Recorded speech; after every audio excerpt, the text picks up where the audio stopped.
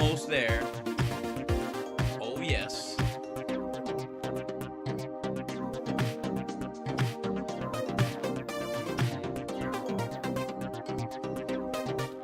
Getting going.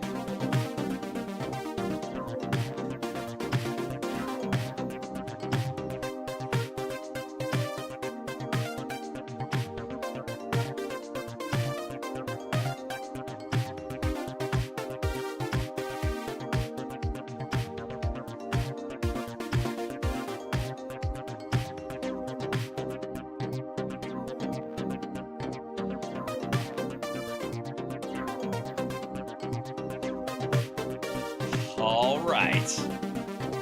Let's see. I think I have the button that does it. What does this button do? Heard that Saudi Arabia and Russia will repeat your. Yep, perfect. Look good. 3, 2, and me. So, hey, there we are. Hi, everybody. Welcome to the show. How you doing? Good afternoon, good day, good evening, good Monday to you, if that's at all possible. Hello. And don't forget about Russia and Saudi Arabia. Heard that Saudi Arabia and Russia will repeat your. Heard that Saudi Arabia That's never gonna get old. and Russia will repeat your. I'm not gonna be able to focus. Like that one has been. It's been a while since we've had one as good as like him calling Mike Pence's wife Carrot. The whole like wait. Because, I mean, as classics go, there were very few. We're honored to have with us today our amazing Vice President Mike Pence and his wonderful wife Carrot. You know what I mean? Like, right up there. I gotta say. Heard that Saudi Arabia and Russia will repeat your.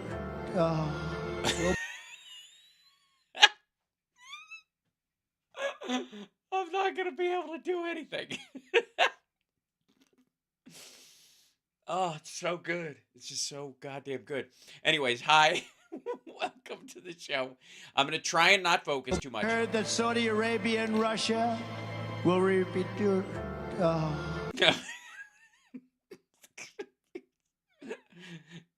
Shribbity. We have so much to cover today. Okay, here we go. Let's get into this stuff because all right, I can't do a show tomorrow because I got the jam tomorrow night. We're celebrating the ladies of rock, and it's gonna be a good time. And my goodness, yeah, it's I don't know. It should hold me over though. I think it will. You too. Okay, this is the first one up. By the way, oh, I should say hi, chat room. Welcome to the show. Hello, there you are. Hi, glad to see you. What's happening? All right, let's do this. What's going on? Everybody. Okay, so this is, if I may, here we go. This is Jesse Lee Peterson. For those of you who don't know, Jesse Lee Peterson is probably the weirdest right-wing talker that's out there. And I know there are a lot, that's saying a lot. There's some that are weird, like, on purpose, and there are some that are weird because they're just like socially inept about stuff. But this is this is particularly bad. This is yeah. Okay, I'll show you. Apparently this is a Roseanne clip too. I wish I met Jesse Lee Peterson talk 4 marriages ago. This is her take. I don't know if this is just him and she posted it, or is he talking to her? I don't know. The whole concept scares me. Here we go. I ended up with baby. Oh, okay. Well, it's definitely okay. So they had a conversation. This is bad. Man that I had to be their Because mom. every man you met, because your father didn't protect you from your mother, he was weak. He didn't know how to deal with the hell in your mother. Every man you met was just like your father, weak man. You only attracted to what you hate. And so, but if you have forgiven your father for not. Yeah. You guys got that so far? You're only attracted to what you hate, and your father was weak, and that's why you attract weak men. By the way, I'm fairly certain he thinks all men are weak except him, and I mean, who can argue with that level of strength? Obviously, I'm overwhelmed by his the John Sheena coming off of him. Yeah. For protecting you, you would not have been attracted to weak men at all. You would have Right. been given a man by God that would have been there with you and led you all the way, and you would have loved it because you would not have had the hatred in your heart. Yes, I can totally see that because my dad did not protect me from my mom. No. And I just, always wondered why. So it's not. I mean, not to psychoanalyze this psychobabble, but can I maybe I don't know. Maybe it isn't that you attract weak men because your dad was weak, but if your mom was a monster and you became a monster too.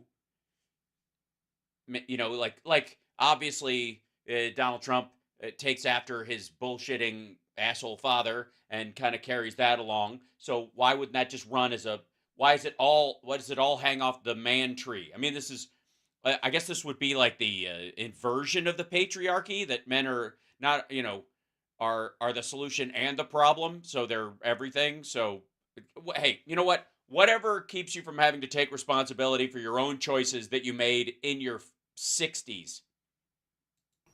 He was I afraid of wonder him. why he didn't do that. Yeah, he was scared to death of her. And he was scared of his mom and her Right. mom and her. Yeah. And his sister too.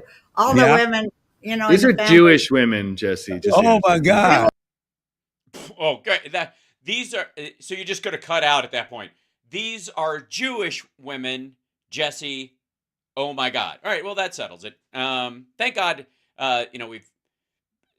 Roseanne is still got her sense of humor and the charm that made her famous and beloved by Americans, and hasn't, I guess, spiraled into cloud cuckoo land in MAGA world. But I have to say, for all the worthless psychobabble, neocristic horseshit that was in that 1-minute video, the best part is her son somehow slipping in some internalized anti-Semitism at the end. Is that what that was? All right. Thank you, chat, for getting through that with me. Very, very, very close. It was not easy. Also, by the way, if I may, let's jump over, if we can, to the most miserable man on the internet. Ladies and gentlemen, here he is with his, his face says it all. The responses to the State of the Union, just to keep it rolling in. They've been grinding over this shit. Like Don Jr. has one. Glenn Beck swore on the air. He F-bombed on the air because of this. And I have to be careful because he's fucking new to this and he can't say fuck very well, and he has a hard time. He's fucking around with saying fuck, and it's new to him, and so I don't expect him to nail it. Stick the landing, as it were. So, and then, oh God, we'll get back to her. So let's go back to Greg Kelly, the most miserable man on the internet. Now, this is 15 minutes long, and no one needs that much Greg Kelly in their life. So we'll probably bail out if he doesn't offer some sort of magic. The lies about January 6th are coming from him, and so is the cover-up. The lies about January, which part? Also, why not include that in your clip, you lazy bastard? And you notice he was all mad there. Well, yeah, why would anybody be mad about people attacking the Capitol? Why? What's upsetting? Greg, excellent point, my friend. What is upsetting about someone bringing the fucking Confederate flag into our nation's capital and walking around? Something that didn't even happen during the Civil War, that they managed to do it on that day. Who the fuck shows up? I mean, who would be upset that MAGAts were showing up at a Donald Trump rally with a giant Confederate flag in tow? Can't imagine. he stayed mad, no matter what he was talking about. No, he didn't. He was kind of funny about some of this stuff. He was like, all right, far out. You guys don't want to do this shit? Well, I'll take the money back if you want. That's America.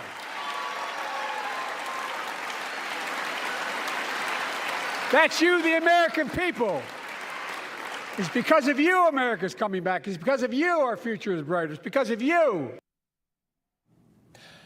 It's because of you our future is brighter. And he's yelling and he's mad. Well, I would say he's passionate about it, and I love the fact that you took the context off the top of it in an attempt to do that. But the idea is that people are saying it's because, you know, any successes that came out of Trump, or came out of, you know, 2020 before 2021 and all that shit, that was all Trump. That Trump's fucking magic. It isn't. It's you. It goes along, I would argue, with the you didn't build that idea about the fucking roads and bridges and buildings that your businesses are in, and the idea that somehow, like, I don't need anything, fucking, this country never gave me nothing. I did it all myself. You're like, yeah, did you go to public school? Yes. Did you go to, like, did you eat food that the FDA made sure wasn't poisonous? Yes. Did you fucking invent that when you were a child? Did you, like, no. It's the same shit. Little so-called upbeat line brought on the same kind of fury. Above all, I see a future for all Americans. I see a country for all Americans. And I will always be president for all Americans because I believe in America. I believe in you, the American people. You're the reason we've never been more optimistic about our future than I am now. So let's build the future together. Let's remember who we are. We are the United States of America. This is the opposite of a motivational speaker, right? No, it isn't. As a matter of fact, most motivational speakers... We're honored to have with us today our amazing Vice President, Mike Pence, and his wonderful wife, Karen. Most motivational speakers use music. We'll heard that Saudi Arabia and Russia will repeat your... Sorry. Most motivational speakers will eventually get to a point where they're sick of your shit, where they're not, coddling you in it, and they'll go, they'll scream you're a loser at you or something to get you to fight back a little bit. You get to that point. Also, he's kind of dealing with women's rights being taken away and Ukraine funding being denied by a motherfucker who actually is for it but won't let it go because Donald Trump. So, yeah. He is demotivating people. He's freaking them out. Really? So he's demotivating people? So if he made you less optimistic, Greg, about America. He made you less bullish on America because he was yelling. That's what did it. He needs to speak a little softer for you. Does he, Glenn? Is it too much? It's too much, isn't it? But it's okay, Glenn. It's okay. It's freaking me out. He's yelling at the This is not inspirational. This is just angry and weird. One more. Well, then I don't understand why you don't like it, dude. Because as I understand it, that was the original title of your show. America, the land of possibilities. You need a vision for the future and what can and should be done. The land of possibilities. Yeah, he's contrasting it to somebody who wants to take us backwards. That was why the beginning part of it. That's hence the emotion. It is a positive statement tacked on top of this motherfucker wants to wreck shit. We gotta build something good. Like that's it, the emotion carried over from the first part that you lovingly excised. Damn it. All right. So I hear that's a symptom possibly of a condition he might have, may or may. Oh, yeah, a symptom of a condition he may or may not have. We heard that Saudi Arabia and Russia will repeat your... Okay, what? Hey, Dr. Kelly, what's that a symptom of? Seriously, it's one of two things. Either he's got like dementia, or somebody just stuck their thumb up his ass and he was surprised that he liked it.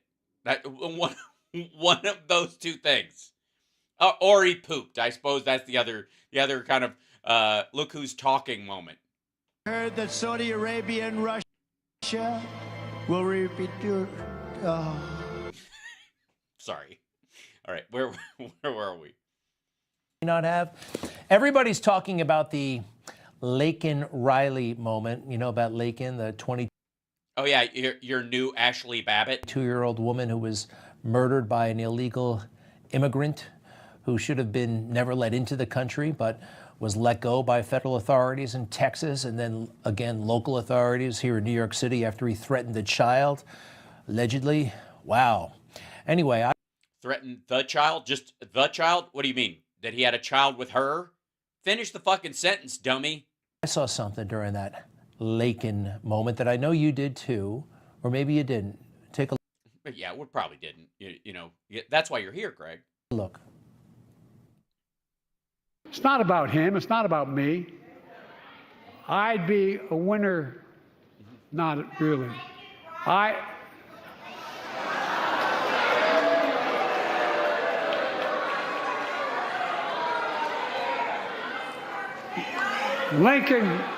Lincoln Riley, an innocent young woman who was killed by an illegal.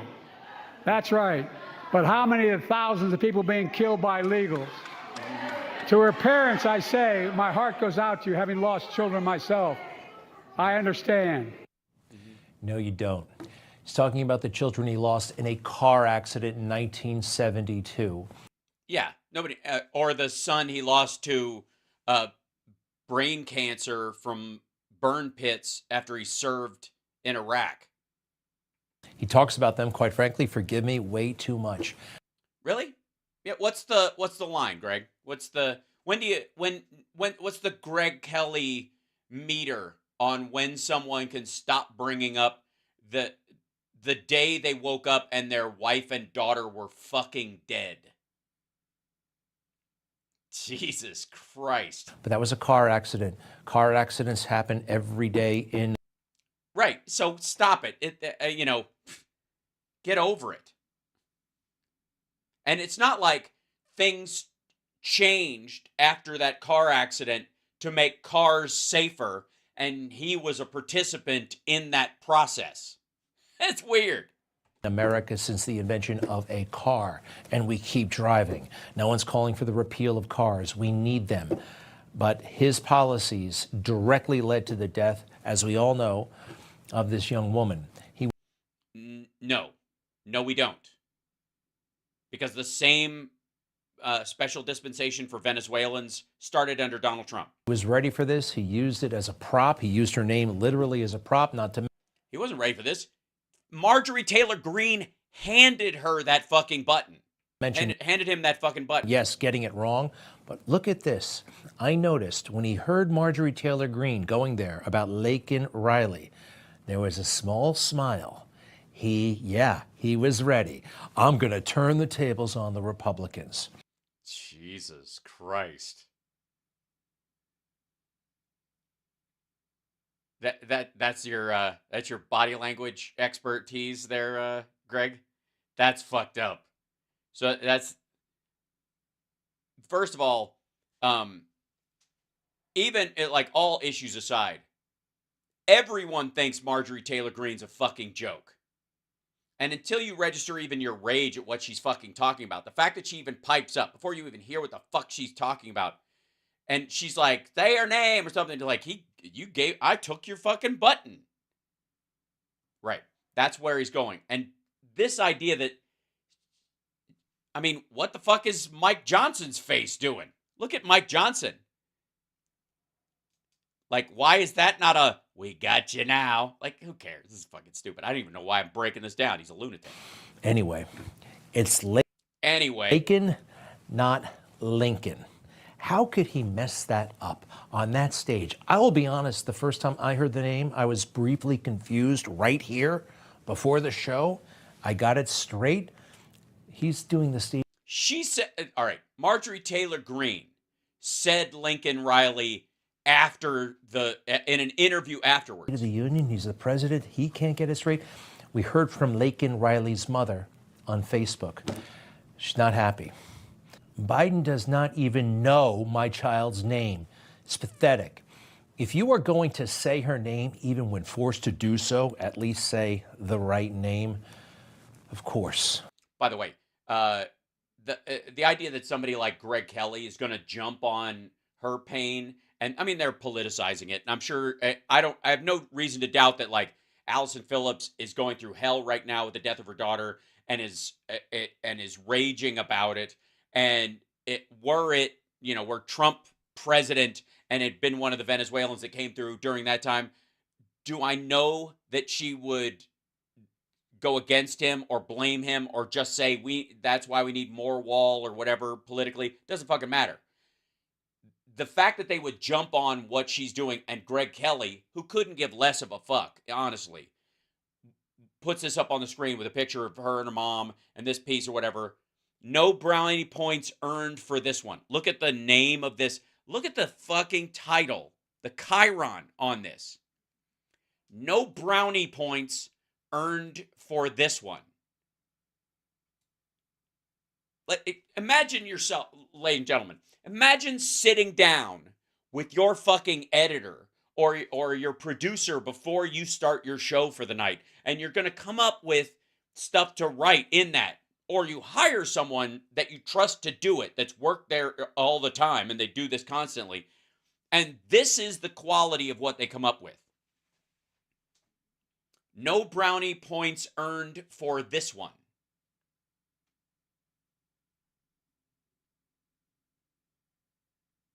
Never mind the correlation to brown skinned person, all that kind of stuff that's hidden in that as well.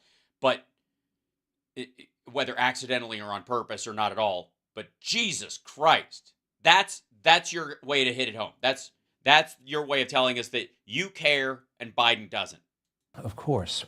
Hey, but at least we have a strong media, especially a strong conservative media, to note these things and to call them out when they happen. That did not happen on Fox News. What did? That his weird smile about it, or that he said Lincoln instead of Lakin? And? Is the emotion wrong because he misspoke the word or the name? Is that the issue? Because I am actually, somebody who is genuinely talking about the emotion of the thing or trying to make a point, and then you misstate someone's name, is very different, and I would say superior to being like a vulture on their loss and using it for your own political needs, like him and like MTG, who honestly don't give a shit. My jaw dropped. I was going around the dial, and the dial? You watching TV on the bus again, Greg? They're providing commentary about the speech, what just happened. Mm-hmm. And here's what Martha McCallum of Fox News say happened, but it didn't happen. Where he said he would use executive orders when it came to police reform. Did mention Laken Riley, exchanged back and forth with Marjorie Taylor Greene, who was wearing a T-shirt that said, say her name, did mention her name, sent condolences to the family. Okay. Okay. I just learned her name, and in a couple of months, if you bump into me, I'm not going to know the name. I'm going to say Lincoln because thanks to Trump, I just found out he was a Republican. Most people don't know that. But he botched the name. Was Martha chit-chatting with Brett at the time? I mean, they fly him down there, they get him hotel rooms, you're a paid observer, and you missed that? Or yeah, it's weird, Greg, because I had the same question about how you missed this.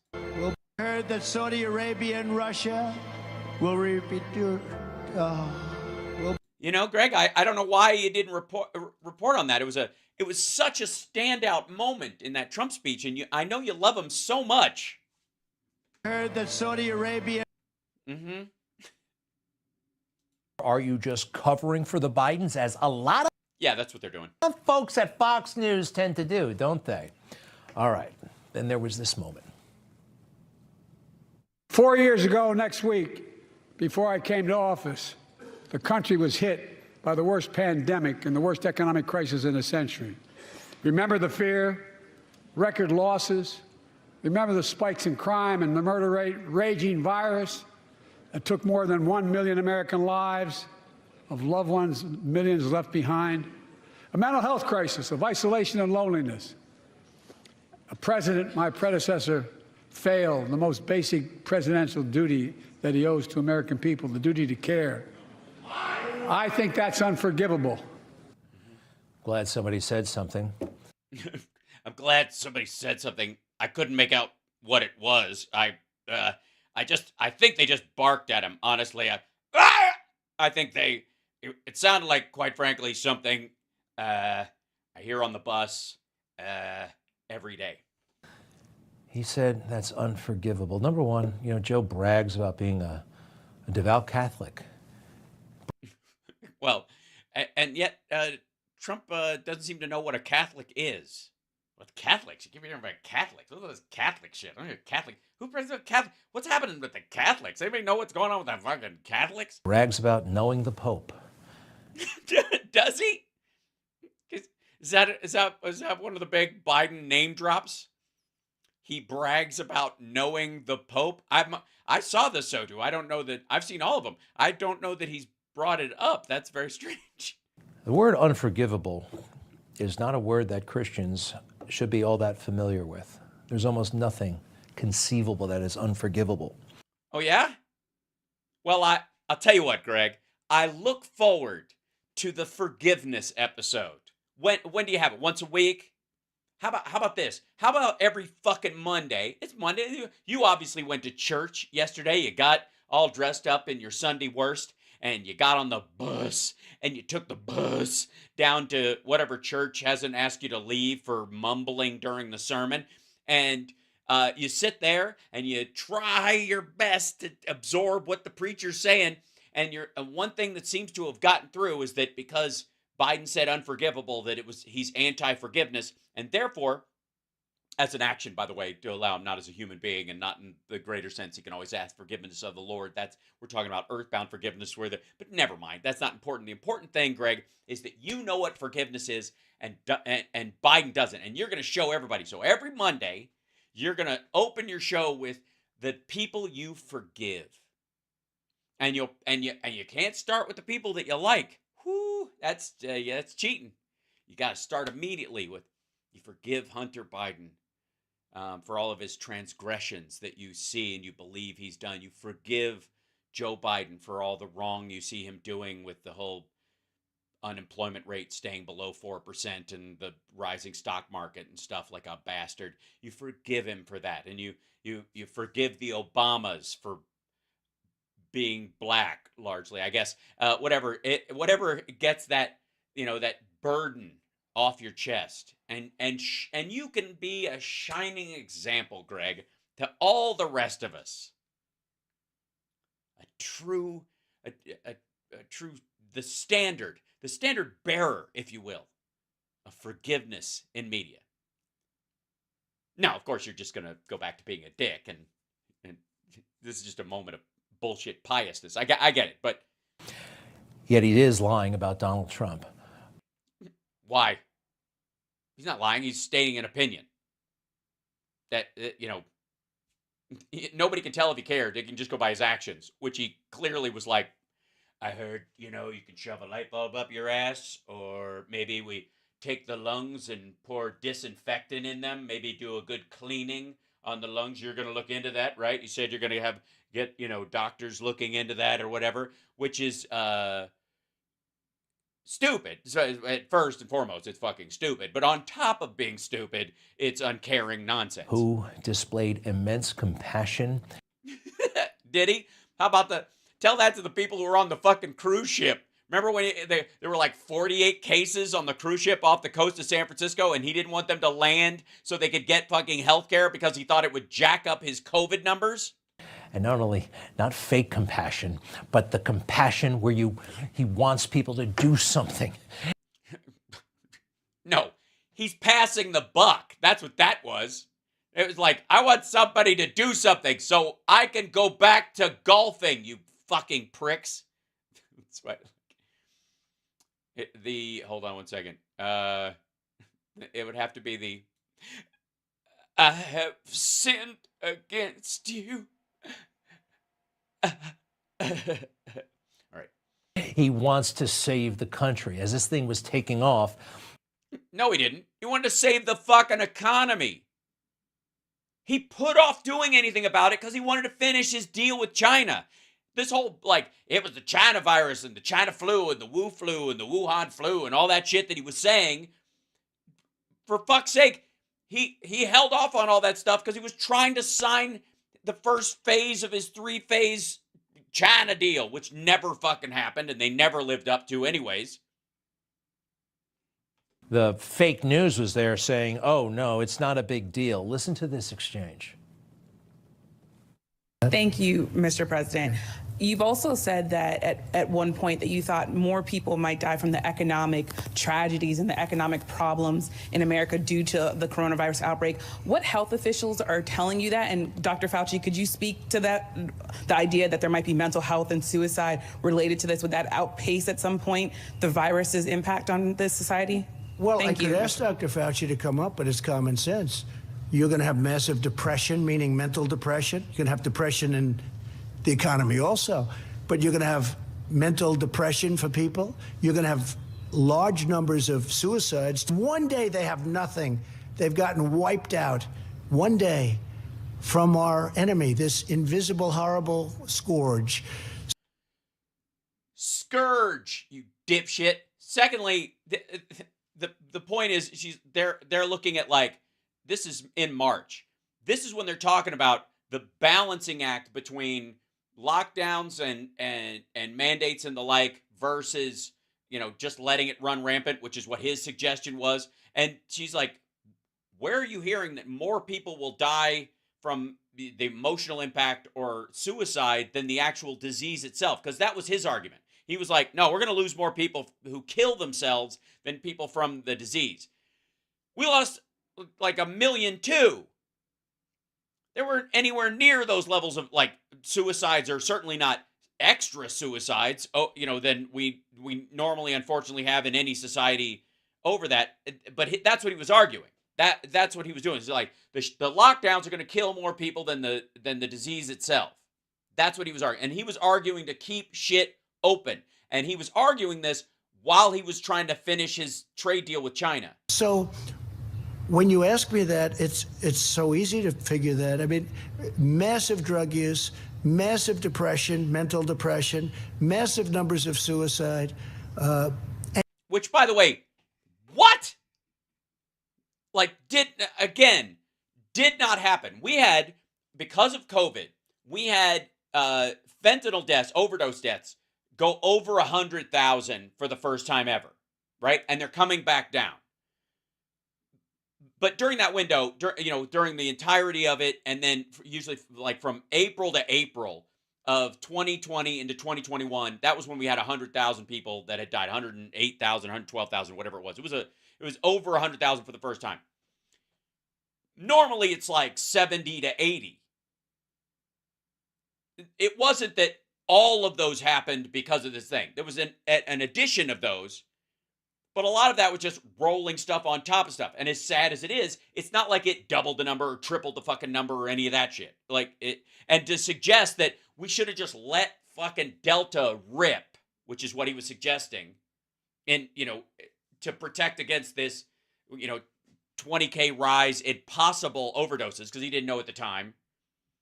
And again, what does that say when your president is like, people are going to be fucking offing themselves? What does that say to somebody who's, like, on the edge of it? Like, oh, shit. Maybe the end is nigh. What a nutcase. Anxiety causes, disease, they say. No, anxiety doesn't cause disease. Not that, people didn't get COVID from worrying about COVID.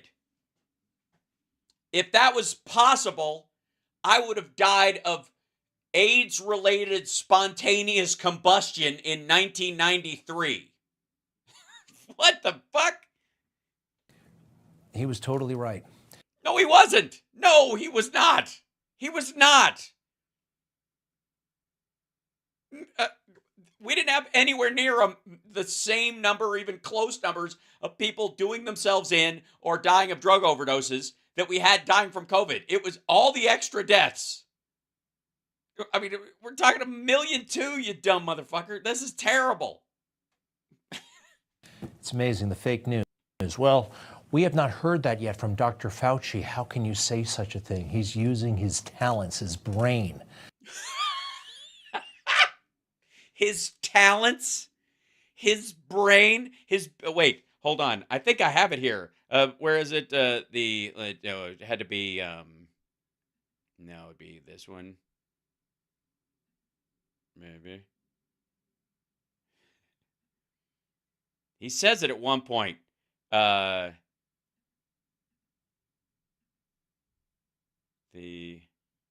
son of a bitch. Where are you? Yeah, here it is. This Very one. large a brain. Yeah, when he's talking about himself. Very large a brain. Mm-hmm. An enormous, really an enormous. Yeah. So, what talents his talent to bullshit? What are you talking about? He was trying to put off lockdowns and all the other things to keep and to curtail them quicker because he wanted the economy to come back in an election year. That was it. And he was like, this is disease bullshit. It's going to go away with the sunshine. Look, we're all standing outside and I don't have it. He would get it later twice. Everything he said did happen, and he didn't. No, it didn't. No, it didn't. Want it to happen. Thank you, Jess, for the super chat. By the way, don't forget, kids, super chat, like, subscribe, patreon.com/HalSparks. And just subscribe. Also, likes are helpful. I'm so bad at this. Working to get this country up and running, as Fauci telling everybody to hide under the couch. Yeah. This was March, motherfucker. We're not talking about March a year later when we were actually had vaccines that were actually being doled out. Good Lord. He didn't even, in this moment, he had just maybe 60 days beforehand had shut down air traffic and all this kind of shit from other countries. And are you nuts? Also, Ukraine.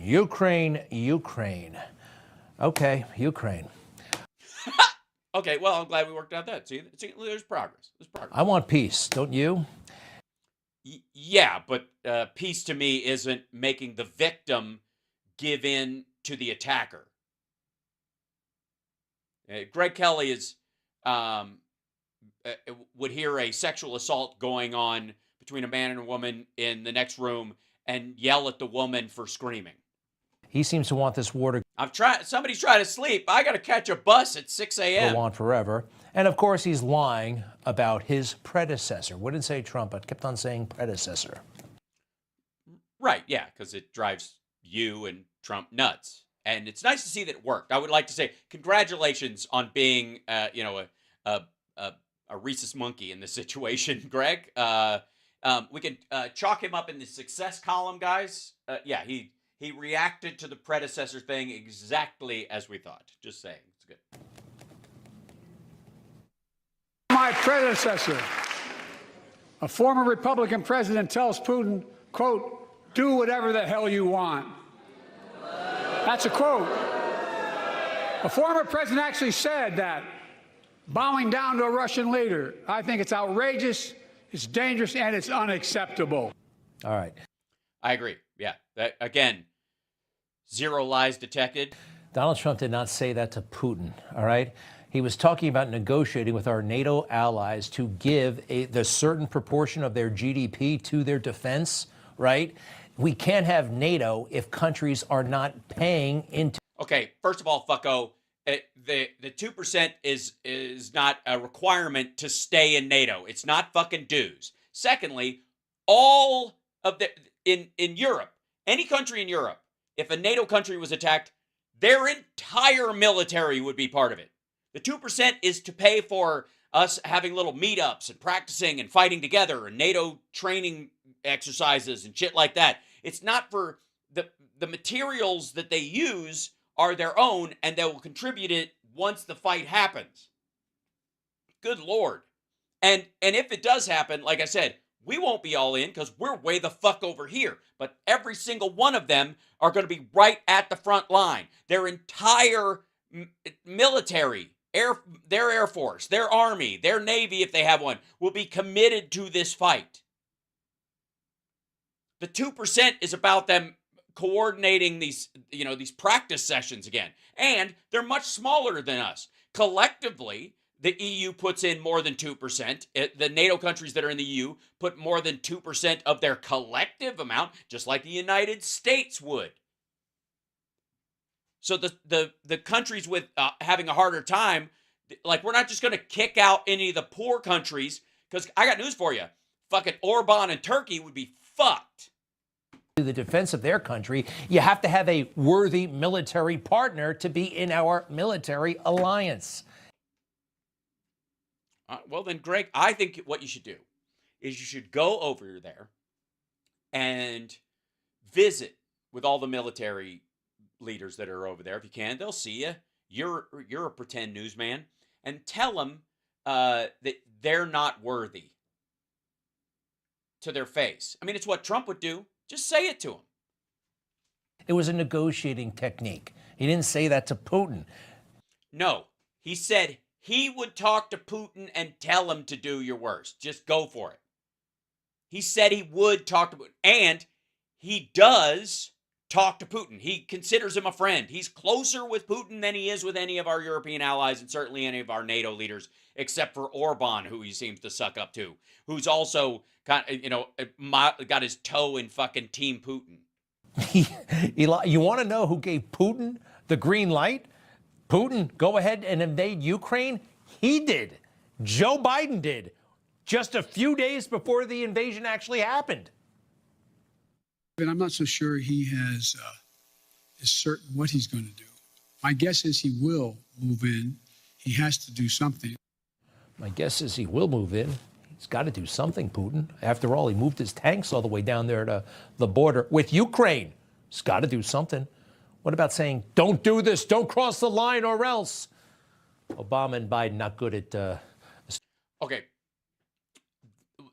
Notice that Greg Kelly's people, it's interesting. As shitty as they are at Chiron and other stuff, one of the things that they do is slice the edges off of stuff to like drive down, whatever Biden is saying, to make it like, basically to remove all context. That's the goal, is remove all context from that quote, so that it's not about him going, he's got to do something. Otherwise, why is he doing this? He's not dicking around. This is going to be something. And this was around the time when they noticed that he was bringing in the medics and stuff. It wasn't just the tanks were there. He was bringing in the sort of background force that's needed for an invasion. And that's the part where they were like trying to tell Zelensky and everybody, like, this is what's happening.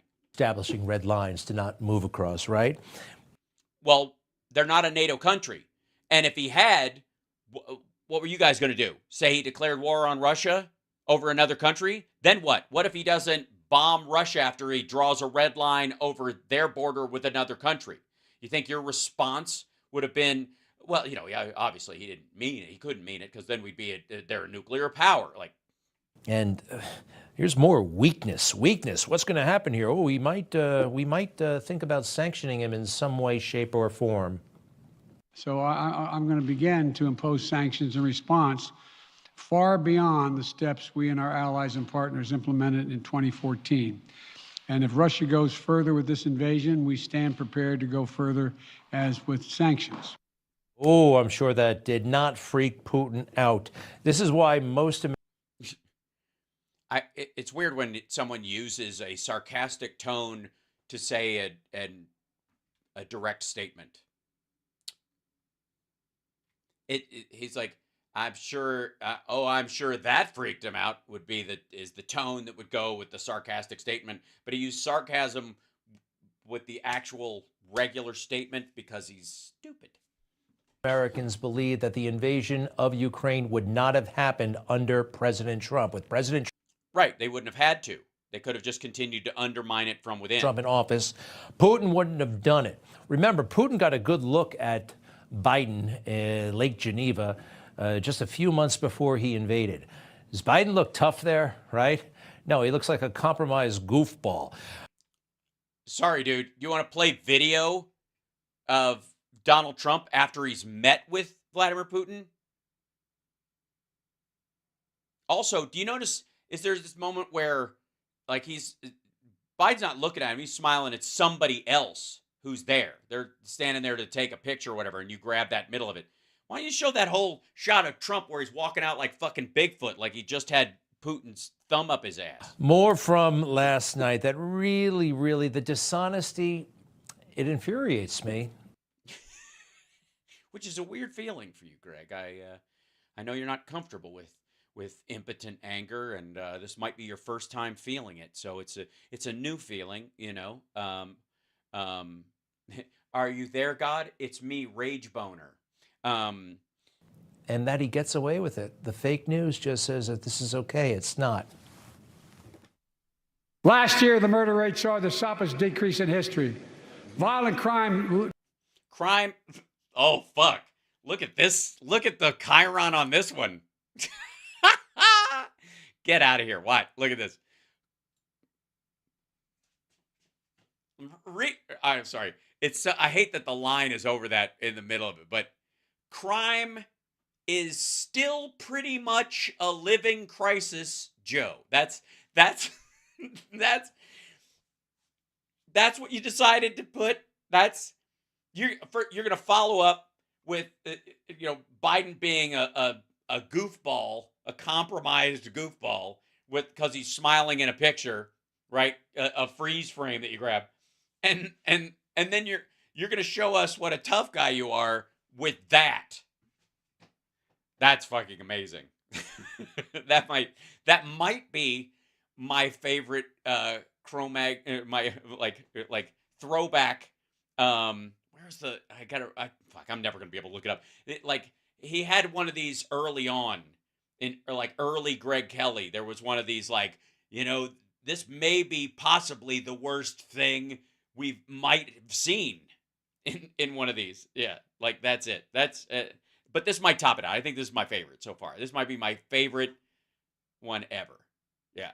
Crime is still pretty much a living crisis, Joe. Pretty much. It's still pretty much a living crisis. Joe. Pretty much a crisis or pretty much a living crisis? Which means, did you put living because ongoing was too big and you already had too many words? Is that what it was? I think that that's where my money is. I'm going with ongoing crisis. The O's made the words too big. And so he had to, yeah. Fell to one of his lowest levels in more than 50 years. Murder. I've never seen anybody killed in my life outside of war. Have you? Right. Killed. Car accident. I've seen somebody killed in a car accident. I've seen somebody die. Well, yeah. And I mean, I've never seen anybody killed like that. And I also don't know that Greg in the air, I mean, I think he's seen video of it, but he wasn't on the ground. He was either he was a pilot or he worked on carriers. Right? Most people don't see shootings or murder. What we are all seeing is legalized shoplifting. Okay, so no, we're not all seeing that. You're all seeing video of it because not everybody lives in one of the three cities that's had major issues with this stuff that have since cracked down on it. And what you're talking about with these pieces of video that he's throwing up there, this is not violent crime. He was talking about the murder rate specifically. Yeah, I think Greg has a military shot that he shows all the time. And I think he's in a flight suit, if I'm not mistaken. It was him and George W. Bush. They were both, yeah, whatever. And the idea that it's legalized shoplifting or whatever, or that these thefts, are effectively like gang activities. These are organized crime activities, right? Beyond just like people storming in, like large groups, like mobs of regulars going in there. They're coordinated groups of a lot of people going in and doing these things or whatever. And now they're starting to arrest them. They busted a huge one in San Francisco recently. This is allegedly Canoga Park, California, Saturday. Hold on one second. Let's see if we can find what the fuck. Canoga Park, California, shoplifting. A mob of 50 shoplifters hits Nordstrom store in Canoga Park. There we go. Hold on. This is the We had smash and grabs in California in the 90s, too. Page no longer exists. Oh. Why is that? Back up. California smash and grabs. Oh. That's a 2-year-old article. Come on. I'm trying to find March 2023. Why shoplifters keep heading to Canoga Park in 2022. Apparently it's a thing. MSN. So weird. The page won't come up. Hold on. Canoga Park shoplifters. Saturday.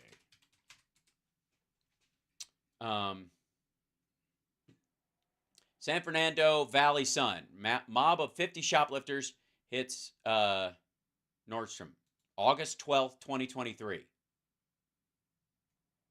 Huh? Let's see.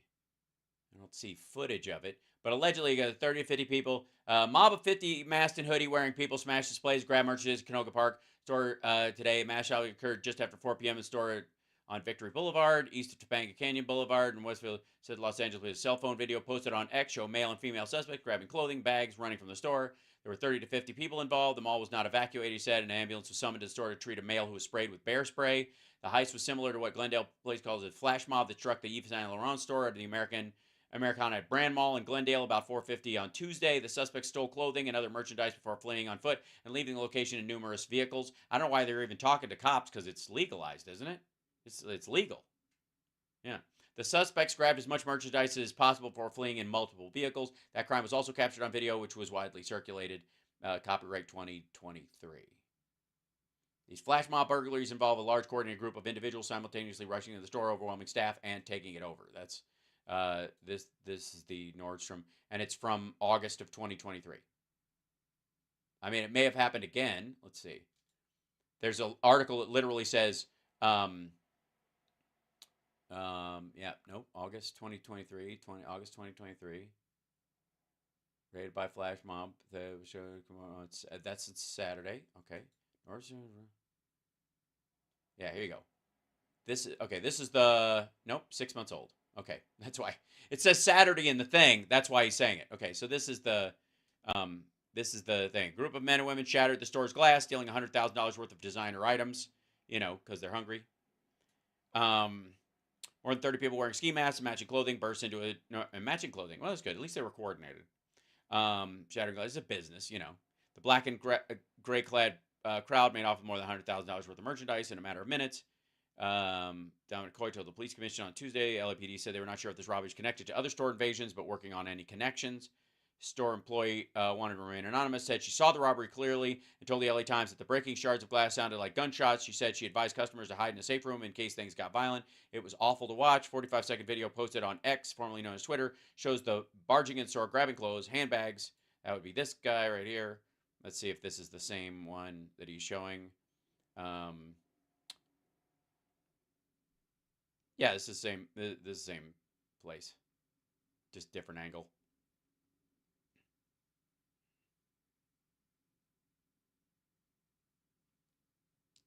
Yeah.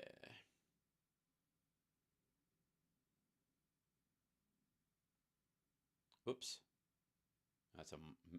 That person slipped, but that's actually a dummy. So no one fell. All right. Uh-huh.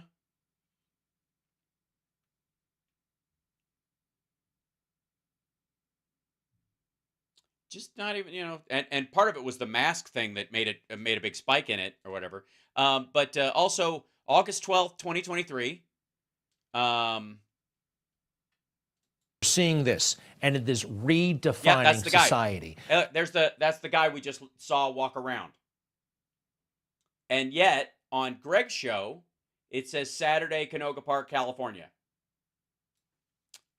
Would that be sort of would you constitute that as fake news, everybody? Think anybody else pointed that out to fucking Greg or his people? Or do you think they just ran this old footage that they had from last year and they just didn't bother to take out the Saturday Canoga Park part even though it was 6 months ago. Because what good is it if if it happened 6 months ago, if you have to put up there August 2023. Thanks, Palmbird. I'm glad I can be here in these moments to not only point out the hilariously stupid fucking chyrons that they have under here, the throwback chyrons to an even dumber Greg Kelly show that we, back in the beginning, because I think when they moved him, they fired some of his staff, and they seemed to get professional at least, and he was the biggest dumbass in the building. Now that's back to everybody being a complete failure. This didn't happen Saturday. It happened on a Saturday, it would seem, 6 months ago. But tell us again how Joe Biden is lying, Greg. It has been essentially legalized. It has not been legalized. Gang assaults happening in broad daylight. The country is falling apart, in large part thanks to Black Lives Matter and what happened after that. This man went on a rampage at a McDonald's with an axe. He was out on the street 3 hours later. Pretty amazing, isn't it? America. Also, I don't know the basis of this case or whatever. The idea that he was out on the street 3 hours later, I kind of call bullshit. Hold on, let's see if we can find it. All right, man in viral, like viral axe, video restaurant. I don't know where it is. Arrested. Let's just go with that. McDonald's Axeman speaks out. Whoops, hold on.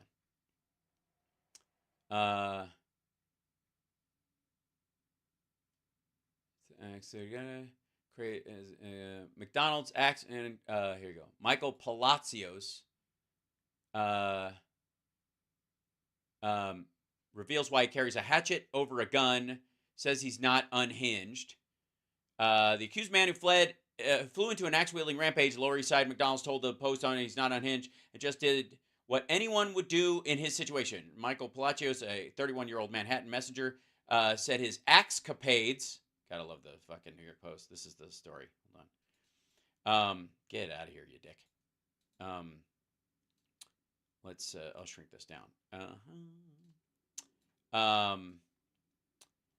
He just did what anyone would do in his situation. Michael Palacios, a 31-year-old Manhattan messenger, said his axecapades were all about trying to scare the McDonald's patrons who punched him during a beef early Friday. As he also shared his philosophy on why he prefers his tomahawk to a gun. Think about it. If you only think that the thing you can protect yourself with is a gun, you're all going to go to fucking jail. With a hatchet, I have my options. Throw it or just smash a fucking table. With a gun, all you do is shoot. I'm not unhinged, said the man who was released without bail under the state's controversial bail reform laws. I'm not psychotic. I just did what anybody would do when being pummeled. What would you do? Take out your phone and call 911? I'm not a loose cannon. I don't think just because I'm angry and going through some shit, I'm going to hurt other people. People are saying, oh, these guys are lucky. It had nothing to do with luck. It's not luck. They didn't get chopped up. I didn't chop them up because I didn't want to. Everybody's talking about how I should be in jail. I did my 18 hours, bro. What else do you want? Why do I have to be in jail? I'm not going to make a race thing just because I'm big and black. It's New York City. I've been here for a long time, and there's always been crime. I got hit in the head with a hammer at the corner like 10 years ago while I was walking the store, some random dude. So 10 years ago, somebody got hit with a hammer. Today, somebody hit a table with a fucking hatchet. I think things are getting better, if you ask me. All right, sure. Cell phone footage from the rampage inside the Delancey Street fast food eatery shortly before 2:30 a.m. shows Palacios trying to talk to a woman in the restaurant. An Uber Eats driver who shot the incident on his cell phone said Palacios grew angry when the woman rejected him, but Palacios said that's not how it went down, claiming the violent incident stemmed from an argument with a patron after a security guard at the eatery refused to let him use the bathroom. I'm like, yo, bro, come on, open the bathroom. And then I hear, yeah, you don't have to be mean about it. I'm like, shut the fuck up. I don't even look back. I just said it, and then it all became, oh, I'll slap you. I'm like, where are you going to slap me? And that's when I came at the guy with the black tank top. And eventually I just got tired of these dudes backing me up, and I just slapped one of them. It had nothing to do with attacking women. The woman had no issues. I had no issues with the woman. But 3 patrons jumped him and pummeled him with punches, even as he appeared to remain calm. according to the Uber Eats driver. I showed composure. People just see blankness, but I was processing. You ever download a program and the Apple sign spins? That was me processing. Palacios then pulled out an axe and smashed up the restaurant. Just another day in New York. I wanted to intimidate them, he told the Post. I also wanted to show them that the hatchet was real. It's not a toy. Nobody trains for this. The average person doesn't train to fight off 3 people. I'm just lucky, I guess, that I drink enough water and I do push-ups to fend off 3 young adults. I'm just a regular guy, no military training. Palacios said he told the woman during his rampage, don't be hanging out with punk-ass dudes because they're going to get you into problems like this. After that, I shook her hand. I understand it was a very intense situation, a lot of drama going on. How did this end up? Greg Kelly, how did it end up that I suddenly like this guy? What the fuck is wrong with you? I can't be for people waving hatchets around in public, and yet somehow, I sort of feel for this dude. He got jumped by 3 people. He didn't start hacking away at him, and then when he got up, even though he had a hatchet, he just smashed glass on a table. I mean, it's a good way to get killed if you know. It's very Florida man. I will say that if he moved to Florida, we wouldn't have even heard about this shit. I got jumped once in Chicago. I told him I was never going to let that shit happen again. Honestly, I just randomly picked it up at Home Depot a couple weeks ago. It was still in my bag. That's why he has the... he just had a hatchet in his bag. And this is... See, also, axe-wielding madman runs amok in New York City McDonald's, and nobody was loving it. You gotta love fucking... I don't know, did they show the footage of him getting beat up first?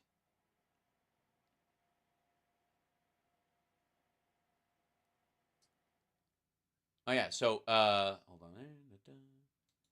Apparently, they do show, let's see if I can slow this down in here. This is the situation. He's smashing tables, but there's I want to say there's a shot of at the beginning of it. Back this up. That's him getting the axe out of his bag.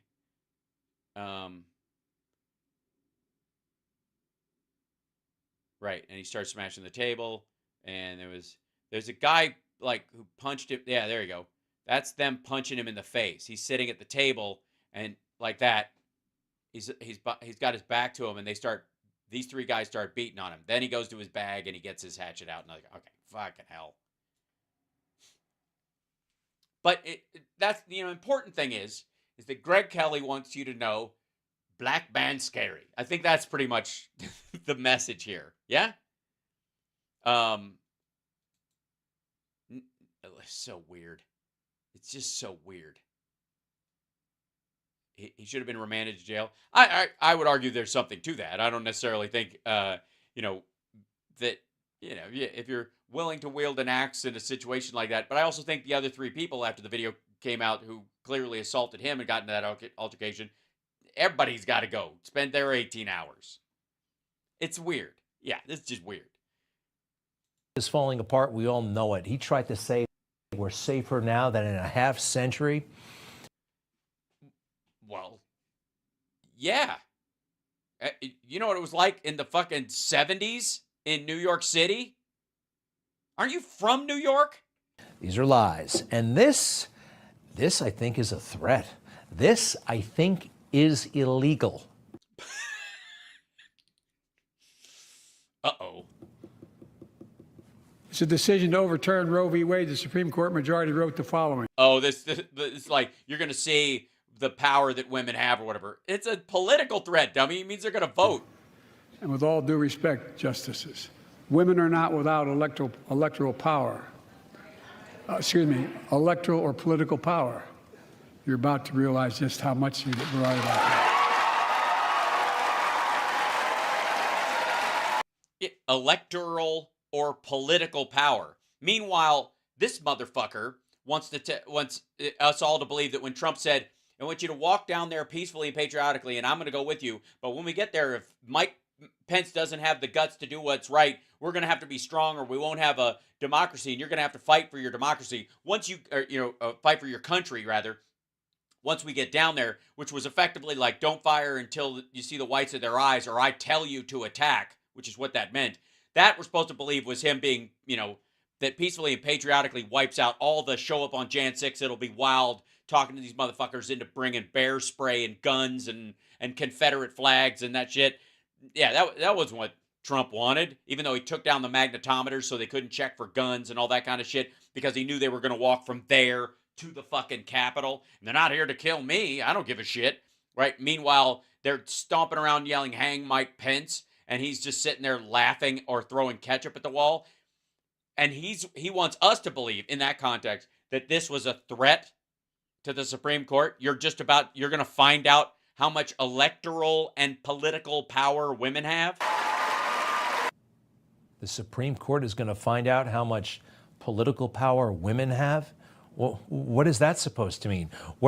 It's supposed to mean that women disagree with the way that ruling went.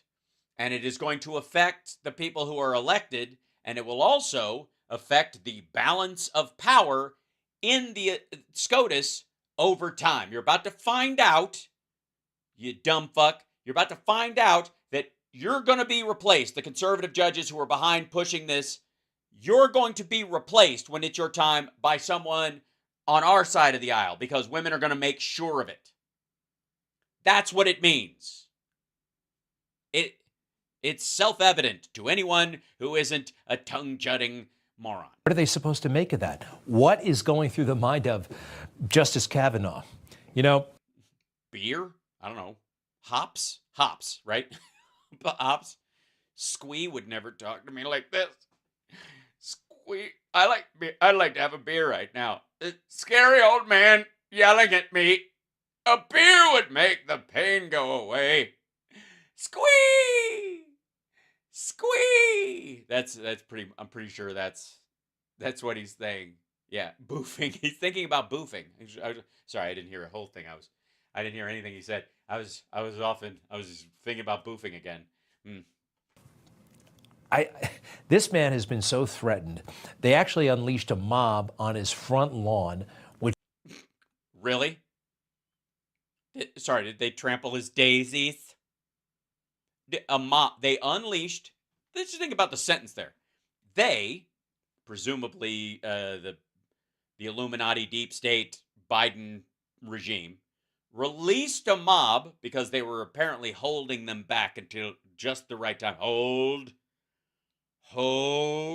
Released a mob onto his front lawn. Hold on. Yeah. This man has been so threatened. They actually unleashed a mob on his front lawn. They actually, did they? Actually? I don't want to nitpick all the dumb sentences in this, but did they actually release a mob onto his front lawn? Which is in violation of federal law. You're not allowed to protest outside of a federal judge's home because the thinking is you might influence his decision, and I think that's what they want to do. You know, did it work? No. It didn't. Roe v. Wade was still overturned. I don't know why you're not congratulating him for fighting the mob with one piece of poster board, by the way, that was so fresh, it still had the sticker from Rite Aid on it, the price sticker on it. And it wasn't even double-sided. They didn't even have time to actually paint it both ways. So, and I would like to say, anybody who's going to a protest like that, get yourself 2 pieces of poster board, make a poster on each side, and stick them together. Drawing on both sides, sometimes it'll bleed through, so you need 2. Stick them together with some, just some Elmers. Do you some good on the stick, and that way it seals it around the thing or whatever. And then while you're standing there, the person you're protesting sees what you're there about, and the people behind you or might be filming it will also see what, because for all we know, this lady was like, I know Squee and he sends his love. You know, a man showed up with a bag full of weapons. Yeah, wanted to kill Justice Kavanaugh. Right, and obviously the Biden deep state allowed him to do it. That's what regimes do. I mean, honestly, don't we live in a communist, fascist, oligarchy, something or other? I mean, honestly, how did we know if nobody stopped him? Also, by the way, I would like to tell you that if he was wearing the Glock openly, Greg and all of his friends would would be irritated if anyone asked him where he was going. Notice when yeah, that's the guy who turned himself in, right? The president there laid into the Supreme Court justices. Did he lay into them? He laid into them, did he? When he told them they're about to find out the political and electoral power of women. Ugh. Ugh. He hit him with the lady stick. Schumer was clapping. He thought that was just great. Ooh, isn't that nice, laying into the Supreme Court? You are all about to find out just how much power women in this country have. Yeah, ew. Who supports that? Women power, yuck. Ugh. That's just, and you know it's fake. Because not only is he supporting the power that women have, he's pretending that he supports the power that women have. Whichever side of this issue I think I'm supposed to be on at any given time, I don't know. I'm unsure. Remember when he said this? I want to tell you, Kavanaugh, you have released the whirlwind, and you will pay the price. Yeah, he was talking to a large group of women, and he was talking specifically about this issue. Now, I would argue that Joe Biden, the guy who I voted for and will vote for again, was way better at it, was more articulate about it, and his language, he chose his words more carefully. Maybe that's the effect of a man who's had a stutter his whole life, is that he's very aware of the words that he's saying, and he doesn't play fast and loose with them as much as he used to, whereas Schumer was trying to, like, rile up a crowd in that regard, and you guys would take that and weaponize it. You know, that's fine, whatever. But I would like to say that the president, the guy I voted for, and I've been able, because I don't live in New York, did a great job articulating that point. And apparently, look, even crime is going down, as you stated, Greg. Here's Schumer saying something you think is like a 9 on the violence scale, and Biden saying something that's a 6. Yeah. You won't know what hit you. That statement is worse than anything that was uttered by any public official, including Joe Biden, I think. It's an excellent point. Thank you for bringing that up. Yeah, it is. I mean, obviously, it's an allegory. Sure. On January 6th. What? Yeah, you think Fight Like Hell doesn't... Yeah, you know what? Fight Like Hell could just be like you trying to open up a bag of chips without getting Doritos dust all over your shirt. I understand. That right there is a crime. And it looks to me like they're trying to set up poor Justice Kavanaugh. What? They're trying to... How's that the bailout? What? Crime. And it looks to me like they're trying to set up poor Justice Kavanaugh. What edit is that? Set him up? What the fuck? Why? Because he's on the end? What are you talking about? That's amazing. No, dummy. It's actually a warning to the older ones. In theory, it'd be, I guess Thomas and Alito, right? Maybe, Gorsuch isn't that old, but maybe that's, if you're looking at the age Pez dispenser, those would be the ones you'd think about. And the biggest one, I think, being Thomas, the one that's possibly will step down in short order, especially when Biden is reelected, it's going to be Thomas. So he's going to get replaced by somebody who's clearly more liberal. That would be who, if they're setting someone up. Even if you just look at like all the stories about Clarence Thomas is taking, getting all this money from this Republican donor and going on all these trips and throwing his weight behind judgments that would benefit this dude and all this. Like, you'd think they're setting up Clarence Thomas, right? That's where you would automatically go, wouldn't it? I mean, you could load that 3 sentences and you're out. Like all this stuff about him taking bribes and stuff that I don't believe any of it. And clearly they're trying to set him up, they can drive him out of office and replace him, and that's what why Kavanaugh? Jesus Christ. I don't even know. Is he the same age? Is he older than Amy Coney Barrett? I mean, it's not that anybody fucking matters, right? Weird. Business Insider, Brian Metzger, these 4 GOP senators, what's this one? Hold on. Our dear friend CSL sent me something via here. These 4 GOP senators voted to rip away millions of dollars in federal funding that they had secured for their home states.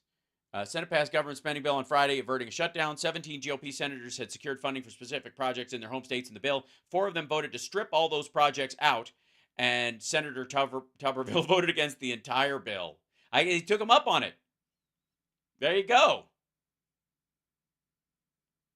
4 GOP senators voted for a provision on Friday that would have ripped away millions of dollars in federal funding that they had worked to secure for their home states. The vote came as lawmakers worked to pass a bill to fund large swaths of the federal government just hours before it was set to shut down. The bill was already passed the House and set to be signed by President Joe Biden before the end of the night on Friday. Rick Scott of Florida led a last-ditch effort to strip all congressional direct spending out of the roughly $460 billion package. Known colloquially as earmarks, the CDS process allows lawmakers to request federal funding for individual projects in their home states. Like most Senate Republicans, Scott did not participate in that process, describing earmarks as a corrupt practice. Yeah, it's totally corrupt to get, bridges and tax breaks for fucking stadiums and shit. It's horrible. Yeah, I understand, because I think what senator wants people from the other states to come to their state? It's terrible. Altogether, 17 GOP senators requested and secured earmark funding, but 4 of those 17 Republicans voted for Scott's amendment, which ultimately failed on a 64-32 vote, including Deb Fischer of Nebraska, South Dakota, North Carolina, and Alabama. Okay, so these motherfuckers, for the record, all of them come from states. I don't know. Let's see. We think the biggest population state is. Hold on one second.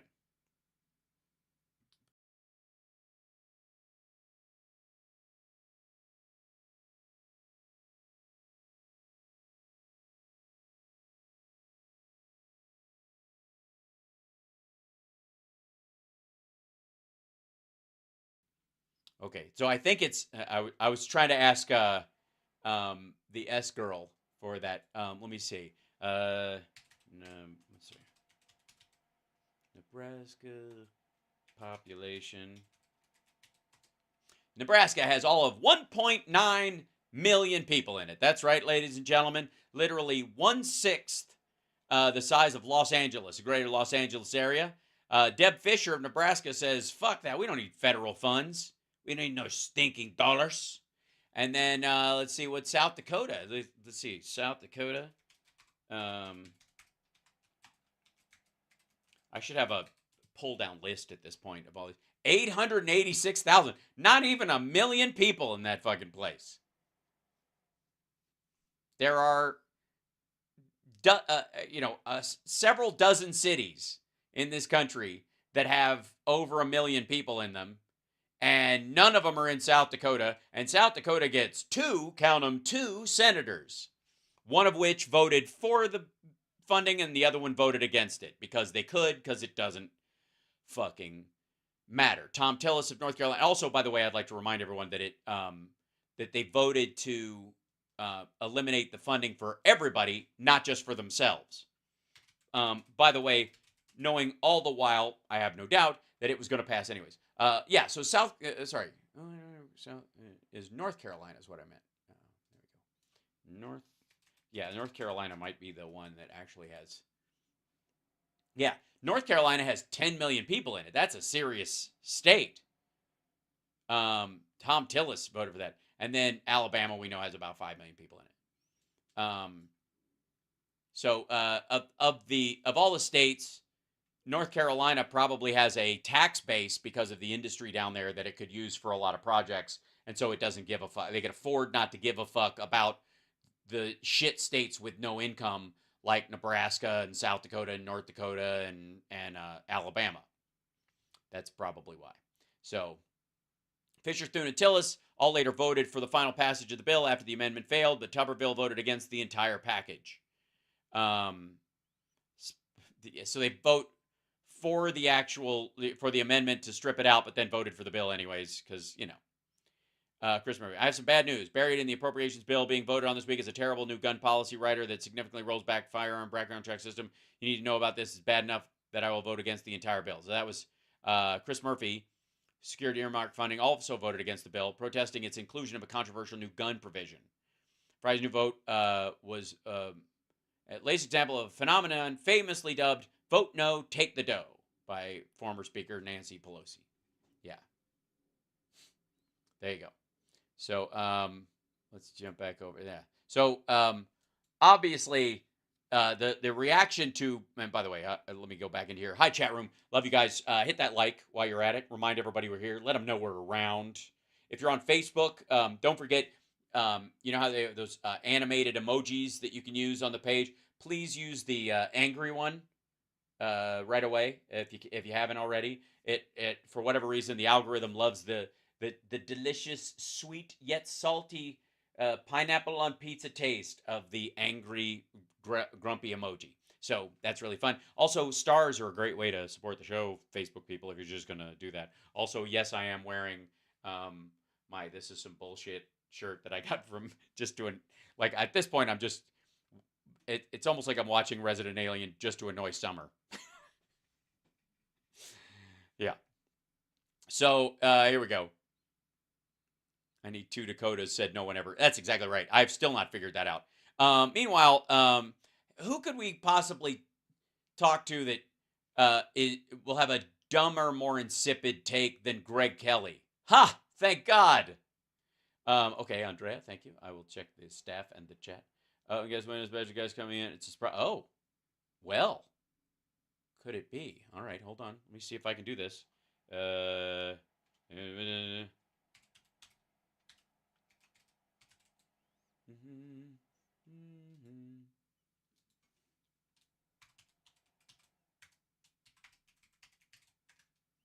Whoops.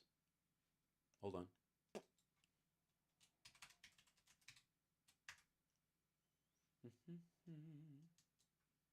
Who could it be? We don't know. Supposedly a surprise guest coming in? That's crazy. Now I've got to make a window so that I can have them on the show without crashing everything. Help! Help! Guys. Okay, guys. He's on Newsmax though, so we've lost since he started doing his Triggered podcast. We've sadly enough we have lost the guys videos. Executive Vice President of the Trump Organization. I don't think he's allowed legally to do business inside New York State. Donald Trump Jr. joins me now. We want to start with the RNC. You know what? Let's start with the RNC. Don, what are your thoughts? Your sister-in-law will now be the co-chair of the RNC.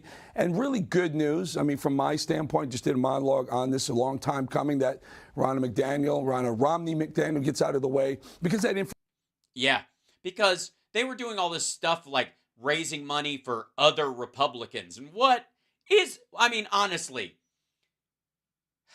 when are we finally going to come to grips with the fact that MAGA is a monarchy? And that's the MAGA world is a monarchy. MAGA itself. We don't need others. There's the king, and then there's plebes, and then there are obviously lords, but they're all the family. So, like this dickhead and Laura and other people. And, and if any of the queens bother them, they get buried on a golf course. So, what do you think? Other people get to be Republicans? What the fuck kind of Jimmy Carter bullshit is this? Structure means so much. The fundraising group, but also the... Oh, yes, the fundraising definitely means something. Ooh. So I'm checking. I don't see anybody in there yet. Did you give them the right thing? They got the right thing? Might take them a minute. I'm looking. Here you go. I'm going to make sure I send you the right... I'll send you the link again just in case. Just there. And then... There we go. And hopefully, fingers crossed, they get in there all right. I don't know who it is. I'm very excited. The email list. Somebody. Oh, look at that. It's okay. Hold on. 1 second. Don't say anything because people will know exactly who you are by your crazy East Coast voice. Hold on. Let's see. I'll go to this one, and then I turn off this thing, and then I click into here. And then I go into this, and I double up, and I click this. 1 second. and I hit paste, and okay, and then I turn this thing back on, and then in a couple seconds, I think it'll pop right in. Just if we just give it a second to load, almost, we'll see if he's there. I think it worked. Whoop. Oh, he went away. Perfect. Oh, he went away. Damn it. Come back. Come back. He was there just a second ago. It's okay. So in the process, what I will do is I will ruin the surprise. See if he comes back in. There he is. Yeah, there we go. Almost. We'll see. It's coming back. I've got the black circle of death right now. I don't know why. Oh, there he is. I see him, but I don't hear him. Do not have audio. It's a surprise for even then, but it's a good look. I mean, he looks very sinister. Just saying. It's a good look. I will give him that, but we can't hear him at all. It's good stuff. I'm just going to leave him like that. I just like it. Look at this. I feel so much safer with Boston Brian just throwing a sinister look over my shoulder. You're going to have to reload, brother, because that's what's going to happen. That's what it is. There, he'll come back in. It's fine. It was a surprise, so it doesn't matter. And that means, let's see. Can I get in here with this shit? Okay, I'm going to move this guy over here. See if we can get this one. There we go. We'll move that over here and try to squeeze. I don't know how we squeeze it down. I got to make a new window for this shit. If we're going to do this, move this down, grab this thing. Yeah, that'll work. Sure. Why not? And then we'll see if, is he popping in? We'll see. In the meantime, it'll make it happen. There we go. And then, oh, I gotta, what else do I have to do? MEGAt in the news. Figured out. Oh, is he just popping in to say hi, or is he having issues? All right, I'll wait for him to come back in. Like Boss Brian, hello, we love you. What? Oh, okay, here he comes. I see him. There he is.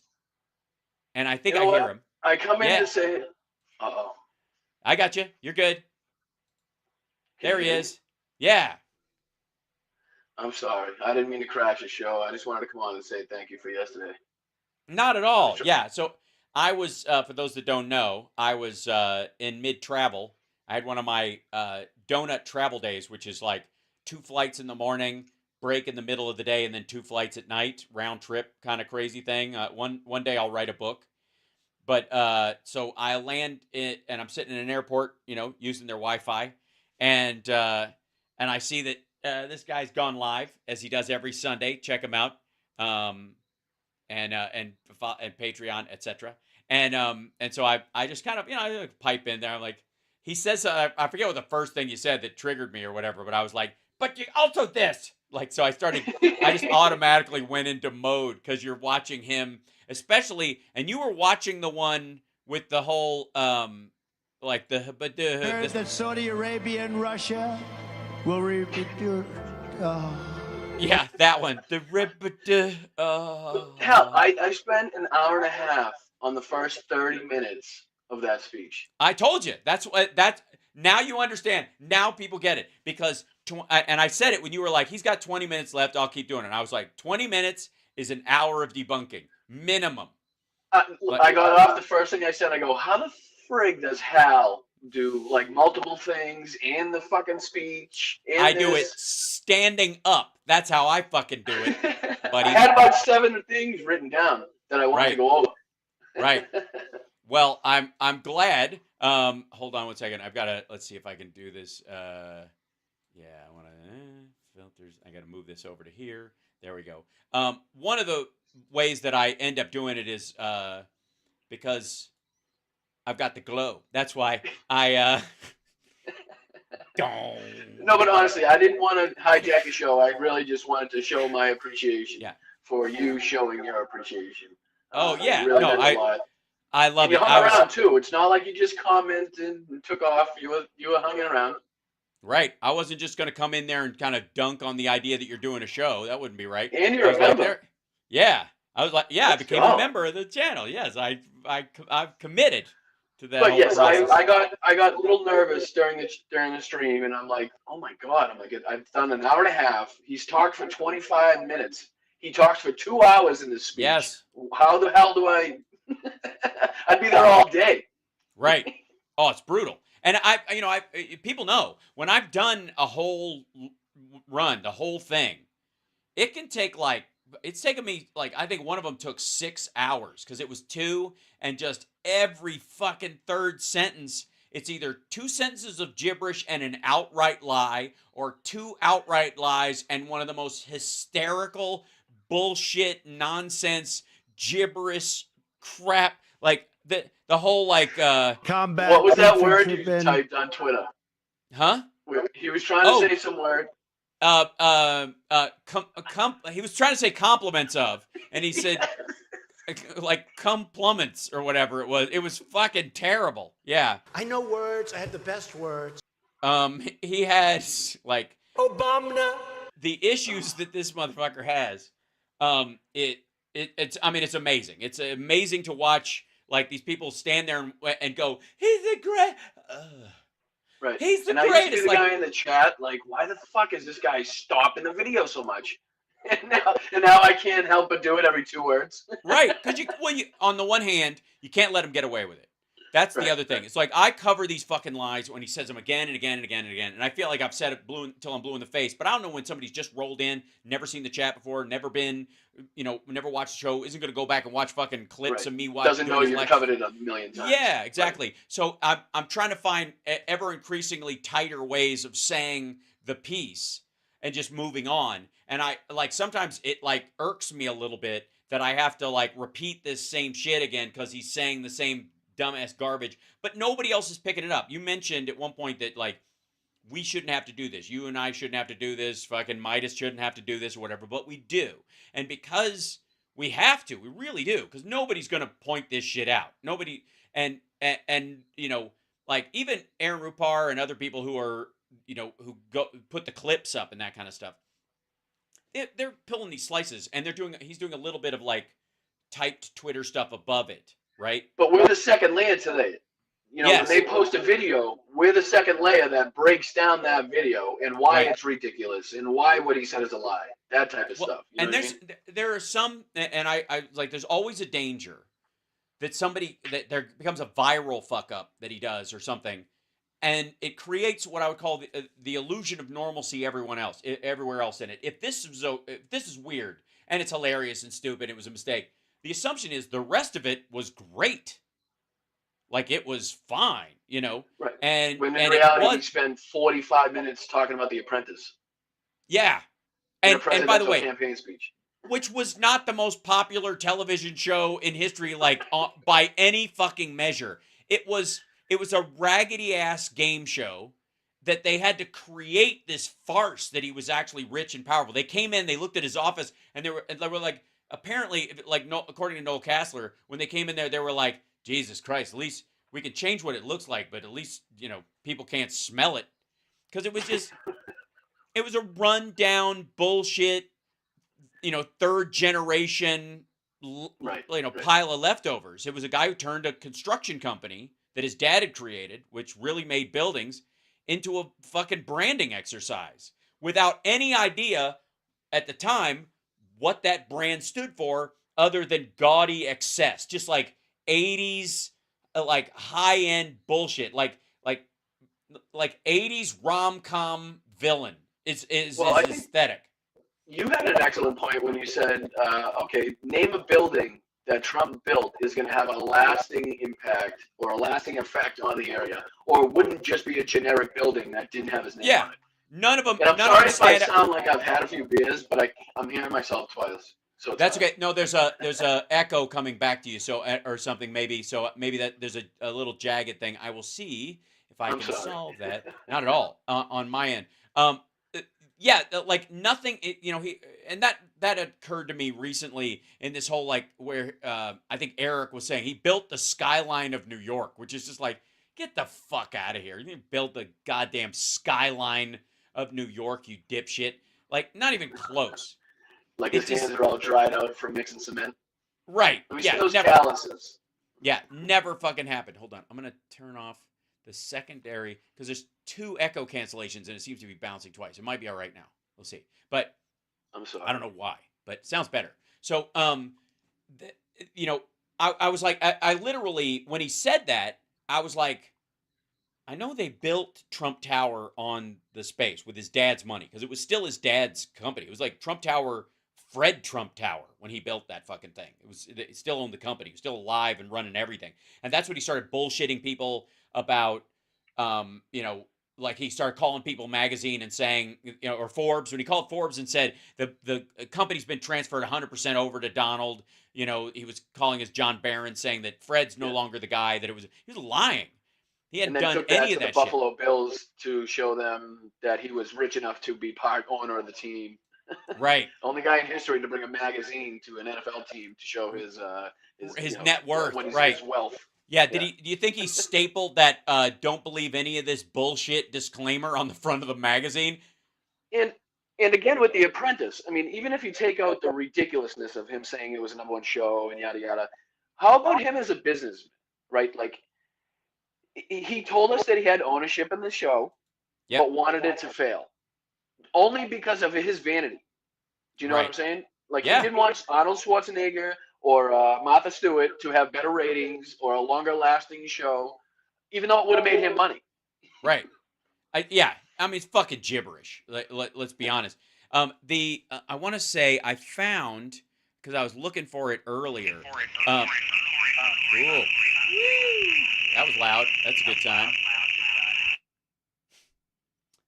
That is definitely an echo. That was definitely an echo coming back. Can you hear me okay? Yeah, it's good. Okay, it's better. I'm good. I don't know why the hell it's echoing. Yeah, it happens. Oh, and by the way, I feel like I owe you this one. I sent him a clip the other day. I think you can hear this, right?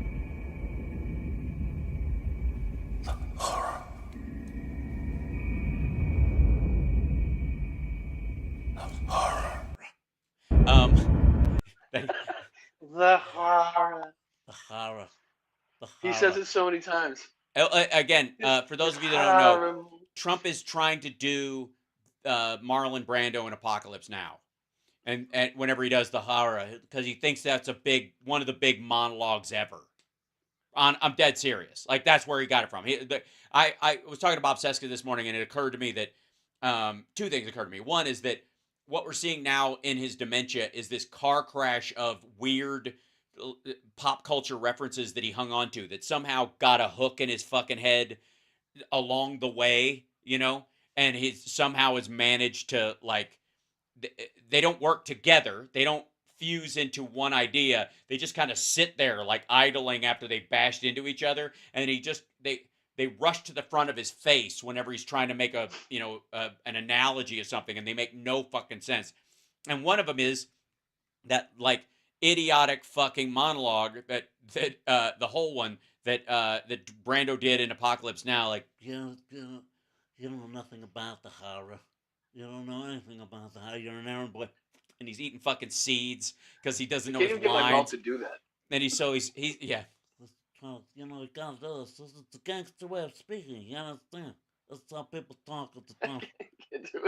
I have solid control over every muscle in my face. I can watch. You want to see something weird? Hold on.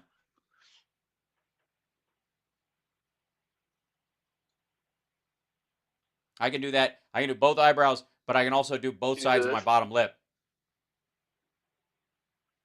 Yeah, it's super weird. But yeah, silly rubber-faced git is what they used to call me. But so anyways, because it's echoing, I don't want to ruin your show. I just wanted to come on and say thank you. I know you have something to talk about with Don Jr. So yes. I'll hop down. I don't want to ruin the whole clip. Thanks for coming by. Appreciate you. Check out, and your live stream is every Sunday now, right? You're doing a full correct. live 1 stream? p.m. Eastern Standard Time. Excellent. So 1 p.m. Eastern Standard Time, our good friend Boss Brian every Sunday. I don't do a show on Sunday, so you can lay back and just enjoy the whole thing and just watch him as a relatively new live streamer dealing with some of the shit, especially as we go into this election year and Trump does more of these rallies and has a harder and harder fade. Watch how what you thought was 2 hours becomes 7. And because that's what's gonna fucking happen. Just get used to the idea right now, and I feel your pain, and everybody knows it. I thought I was gonna have like 20 minutes left in that speech when I clicked like to see how much time was left. It was like laughed out that loud. much is gone in the video. I was like, you have got to be joking. I was giggling at the whole kind of like he's like, I'm gonna be dead. I got 20 minutes left, and I was like, oh, you. All right, well, I appreciate All it. right. Thank you. Sorry for the echo. I don't know what the Not hell at all. happened there, but Love you, brother. I do Thanks for thank you. dropping in. Yeah. And thank you to everybody in the chat again who stopped by and said hello and wants to come see the show. You guys are unbelievable. The support you guys showed is just beyond the pale. So thank you very much. Great stuff. All right. See you later, Thanks, brother. Al. There he goes. Ladies and gentlemen, Boston Brian making a visit. Thanks, man.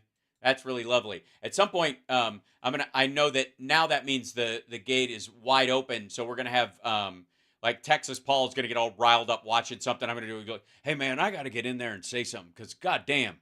Can I say shit, fuck, piss on the regular live stream? Yes, you can. All right, can I? I'm gonna have him do it, and that was my soft or first attempt at a Texas Paul impersonation. I'll work on it. I like it. Okay, here we go. So this is DJ TJP, whatever. Yeah, DJ TJR. DJ, yeah. So he said, if he was a DJ, that would be his name. DJ TJR. Digitor. Coming on Eric Bowling, who at the beginning of it looked like he had a fever blister. I'm just saying. I don't know if he's hiding it well or whatever, but also he's got a fresh injection of marzipan, or it could just be the drinking. Just the reach that the RNC was frankly wasting on some other candidates. Yeah, why would they waste their money electing like down ballot Republicans? I mean, what? Who does that? Ugh. I mean, barf. When they can take that money and give it to your dad to spend it on his court case where he paid off a porn star. That's politics. Can now focus on your father's candidacy for president. Legal woes. I wouldn't say candidacy. Well, I think we got to focus on all the candidacies, right, Eric? It's not just about the presidency. We got lots of members of Congress that have to win. We have lots of, senators that. Yeah, but they don't need money to do that. Have to win. We got to win dog catcher races. We got to win it all. But I think the biggest thing is we got to get faith back in that institution. People have to trust it. They have to believe that their money is being spent in the right direction. I think hopefully that's what this does. And this. Yeah, that's what it. Yeah, putting Laura in charge, because I will say the only thing worse he could have done is put you in charge, or Eric. I'm dead serious, and I arguably think Eric would be slightly better than you. So, I don't think it's going anywhere. I don't think you're that faith. It's not a brewing in the background. It's not a new faith. Well, Old Faithful isn't bubbling to the surface again. I think most of these people are going, fuck, I'm not giving money. Shit, Jesus Christ. You out of your fucking mind? That's what this move does. It's a big ship. You got to get it going back in that proper path. You mean towards electability? In what way is it a path towards electability where MAGAts are driving out all the run-of-the-mill Republicans in purple or slightly, red or blue leaning states that need to talk like a normal fucking person to get elected, whereas driving them out of the party, actively driving them out of the party, and diverting the funds that do come in to pay your dad's legal fucking bills. And by the way, not just his legal bills, his fucking fines at this point. There is no fucking way you can convince me that they're not scooping into all kinds of money to pay off the bonds that he has to do. He's going to take it from fucking everywhere. Is it lost on anyone that Laura Trump took over the RNC as the fundraising chair effectively right when Donald Trump gets this $454 million fine? What do you think he put her there to make sure nobody took money out of the RNC and put it towards his fucking bond that he doesn't fucking have? But I think this will do it. And why? I would like to say that the key to an interview, if I may, ladies and gentlemen, the key to finding out what's going on, I don't understand. The key to finding out what's going on is not what you're saying or why you believe something, but how that belief is going to be translated into the real world. And you and I go back a long way, and I remember when your dad first announced he was running for president in 2015, before 2016, and I remember. That's true. Good point, Eric. 2015 was indeed before 2016. Also, I don't know if this is important, but 2017, when Tony Bobolinsky and all those guys say they have evidence of influence peddling, that was in 2017, which was after 2016. In the same amount of chronological distance as how 2015 was before 2016, 2017 is after 2016 in the same way. It just Reince Priebus and Sean Spicer, they were there, and they weren't really they weren't very friendly to your father's campaign. And you're kidding me? Sean Spicer turned himself into a national punchline. And I was sitting in for O'Reilly one night. I'll never forget. I'll never forget it because, I always thought, this is a sweet gig. I'm going to be able to do this forever. O'Reilly's a fucking staple here at Fox News. He's not going to, what? I'm sorry? This is not happening? Sitting in for O'Reilly. You don't fill in for him on the fucking weird semi-podcasty thing he does from his basement office, whatever the fuck that is? And your dad flew from New York to D.C. He was almost never in D.C. He flew. Yeah, that's the story. Also, I gotta say, there's something weird about the whole I've always flown in and I've never stayed overnight. It's our nation's capital, and there's a lot of tourist things to do there. There's also a lot of nice restaurants. There's a lot of nice,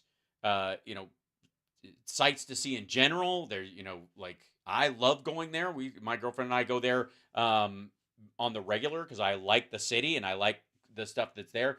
It's a little weird. The fact that he brags about coming in and always leaving sounds like he was just there to lobby, bully, or blackmail. From New York to D.C. and sat down with Priebus and Spicer and said, guys, get your act together. I'm going to be the nominee. And they finally kind of woke up then. But it's always been a bit of a odd relationship between your dad and the RNC, hasn't it?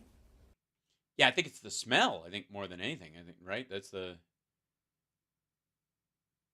what did it. Listen, I think the RNC is going to be a little bit more of that old school establishment. That Republican Party, frankly, no longer exists outside. Sorry, I'm just going to enjoy that for a minute. I think can we all just agree? That's lovely. Just gone, is it? Shit. Out of the DC Beltway, but it takes a little while to make that transition. But again, I think into what? Electoral obscurity? Into the great void? The moves that happened today. I think that's the final blow. People will have to understand that. He said blow. America first. The MAGA movement is the new Republican Party. That is conservatism today. Why? What does it mean? Look, I know he says MAGA movement. I would like to hear from anyone in that fucking group what sets that apart from what Republicans are trying to do, except them, I guess, technically them actually trying to do it. Because it seems increasingly like MAGA is the TYT of the right. If we don't get everything, nobody gets anything, and progress is always bad because unless we can get everything at once, any step in the right direction is, I guess, it's too wimpy to even acknowledge. There may be the Mitt Romneys and the Liz Cheneys out there, but that is a rare and dying breed, and it doesn't really represent any demographic outside of the swamp in America anymore today. Yeah, we just threw up a picture of a couple of swamp. Oh yeah, the people who he retired, he left on his own, and this guy almost got killed in that building. It's funny. I wonder if a little angel appeared on the shoulder of this guy, he'd probably try to fuck it. But if a little angel landed on Pence's shoulder and said, "Hey, guess what? In about 3 years, that guy's going to try and get you hung, and not in the way you'd like to see him." Monsters behind your father there, Paul Ryan, and the Mike Pence kind of baffled. You mean the ones who put together the fucking tax break he likes to take credit for? The ones who actually drafted the fucking thing? You know, the ones who actually had an infrastructure bill that they think they could have passed through that was, 2/3 of what Biden ended up getting as a bipartisan bill, but they thought, we can force this fucking thing through. You could be, you could have fucking Hoover Dam kind of level projects, and they'll have to put your name on it. And he was like, fuck that, I'm going golfing. Let's move on to last night, shall we? So a lot of people are waiting to see if Biden fell, if he tripped, if he even made it to the podium. And to see if he said inspiring things like, I heard that Saudi Arabia and Russia will repeat your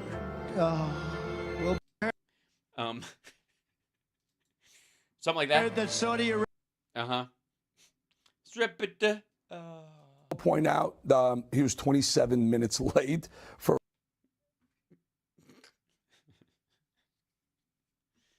Because of traffic. Yeah. Also, he was talking to a lot of people as he came down the floor because he has actual friends. Reasons we'll get to in a second, but he made it through an hour and 10 minutes. A lot of people were surprised, but who knows? No, they weren't. What they shot him up with prior to keep him that aware and that cogent for 70 minutes. But think about that, Eric. Think about that, Eric. I mean, is that the best we could do when we're guys? Think about that, Eric. When we're thinking about. Sorry. Oh, I fucked that up. Hold on 1 second. I have to change this real quick. Please give me 1 second. I always have a hard time. I always have a hard time finding my pointer sometimes. Where are we? Let me just scroll down here. Let's see. This is no. This will. Yes. Eric. I don't know, Eric. Guys. Listen, Eric. How are we supposed to hide the fact that Ronnie Jackson turned the whole Oval Office into a pill mill? Sorry, my little palate cork that I had to get in because the blow ate a hole in my hard palate. It sticks sometimes. It makes me sound like a nasal asshole. But how are we supposed to? How are we supposed to hide that Ronnie Jackson was doling out drugs to us for a while? And my dad's, obviously, you could see recently he's run out, and so we got to cover that because I need to get some more. I heard that Saudi Arabia and Russia will repeat your.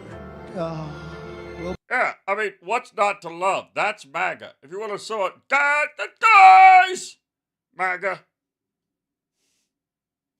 Think about what you just said, right? That think of what you just said is the baseline. At the baseline, but that is considered a success. He didn't fall over. He made it through, even if he had plenty of gaffes and sort of lost his train of thought, got a little confused. He made it through. That is the left. That is the mainstream media. It was a resounding success because he didn't die. Obviously, I'm projecting because that's how we do all of guys, that's how we do all of my dad rallies. It's a resounding success because he didn't fall over or die. Even if he does say something like, I heard that Saudi Arabia and Russia will repeat your. See, that's, that is a bar. That's the bar. Guys. That's the bar. That's what, guys. That's the bar. That's the standard. That's a great speech. That's a great speech. Because my dad can talk and shit himself at the same time. Not everybody could do that. I heard that Saudi Arabia and Russia will repeat your. What more do you need? obviously. That is not a benchmark of No! That's not a benchmark. success. That is not a benchmark that we would use for any other president in history. But Joe. That's right. That is not a benchmark. This is the benchmark. This is it. Heard that Saudi Arabia and Russia will repeat your. That's a benchmark, people. I mean, come on. That's a benchmark you're gonna have to deal with. Where'd my thing go? Where did we wake up? It's so weird. I have to say, I think this beard works for Don Jr., but it needs like a white patch right here. But every time I put it on, I feel like going, highway to the danger zone. That's what comes up. Gonna take a ride into the danger zone. Yeah.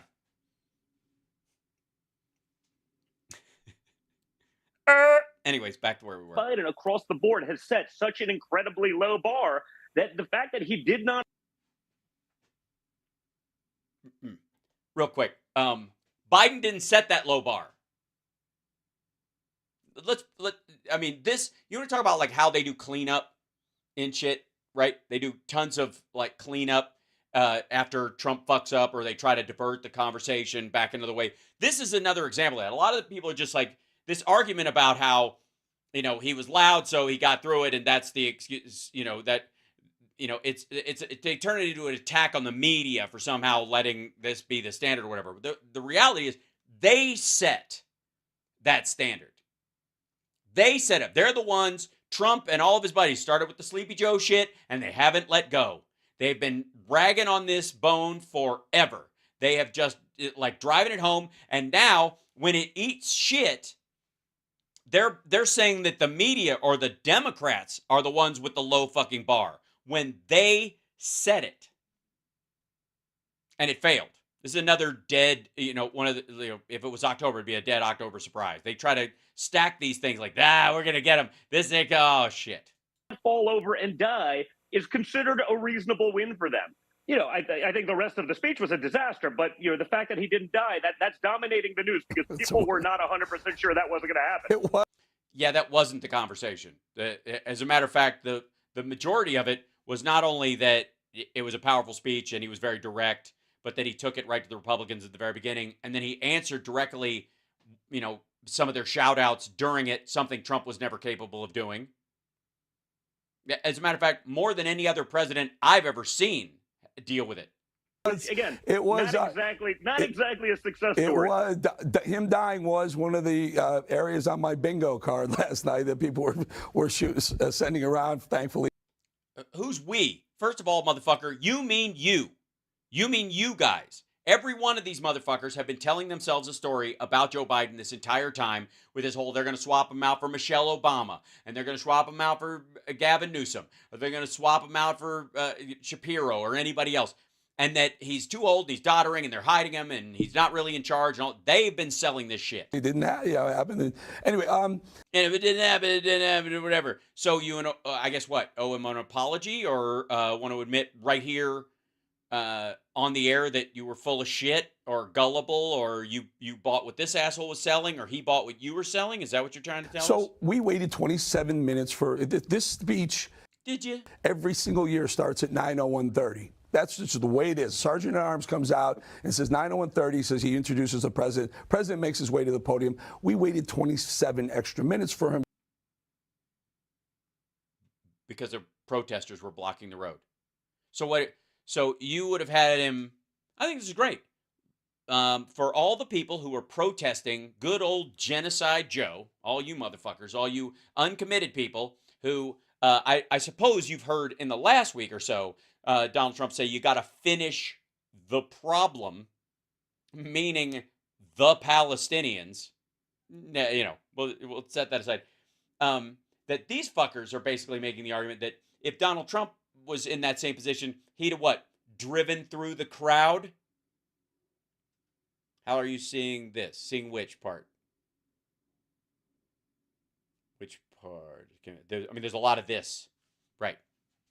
What genocide is exactly right. No one drops, if your goal is genocide, no one drops 45,000 bombs and kills 30,000 people. You drop, I guess, arguably 10 and kill everybody. Wouldn't that be easier?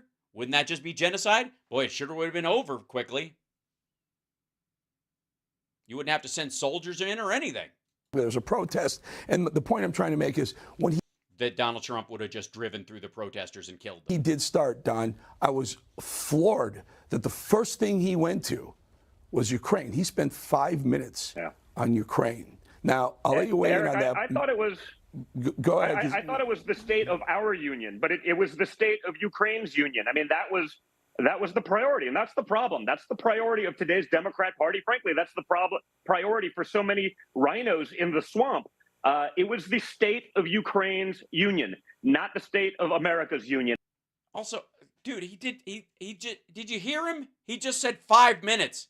He spoke about it for 5 minutes. In an hour and 20 minutes, he spoke about Ukraine for 5 minutes. He opened with it because that funding is crucial and timely, specifically to right now. By the way, he also went straight to the border bill as well, which they also wouldn't pass. And those two things were aligned together, and they could have passed them all at fucking once. And you wouldn't have to hear about any of that shit. Oh my God. Can you imagine if the Republicans had passed that and they wouldn't, and Biden wouldn't have had those two cudgels to hit them with?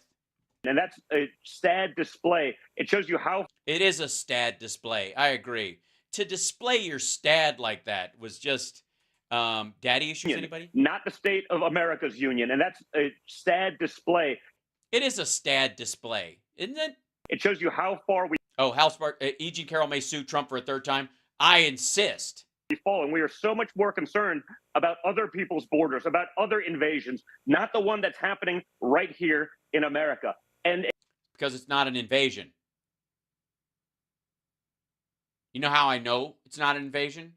Because at one of the hinge points, the worst positions in the border, where that is allegedly overrun all the time, where most of the people come through, your dad did an hour-long sit-down with Sean Hannity live out in the fucking open.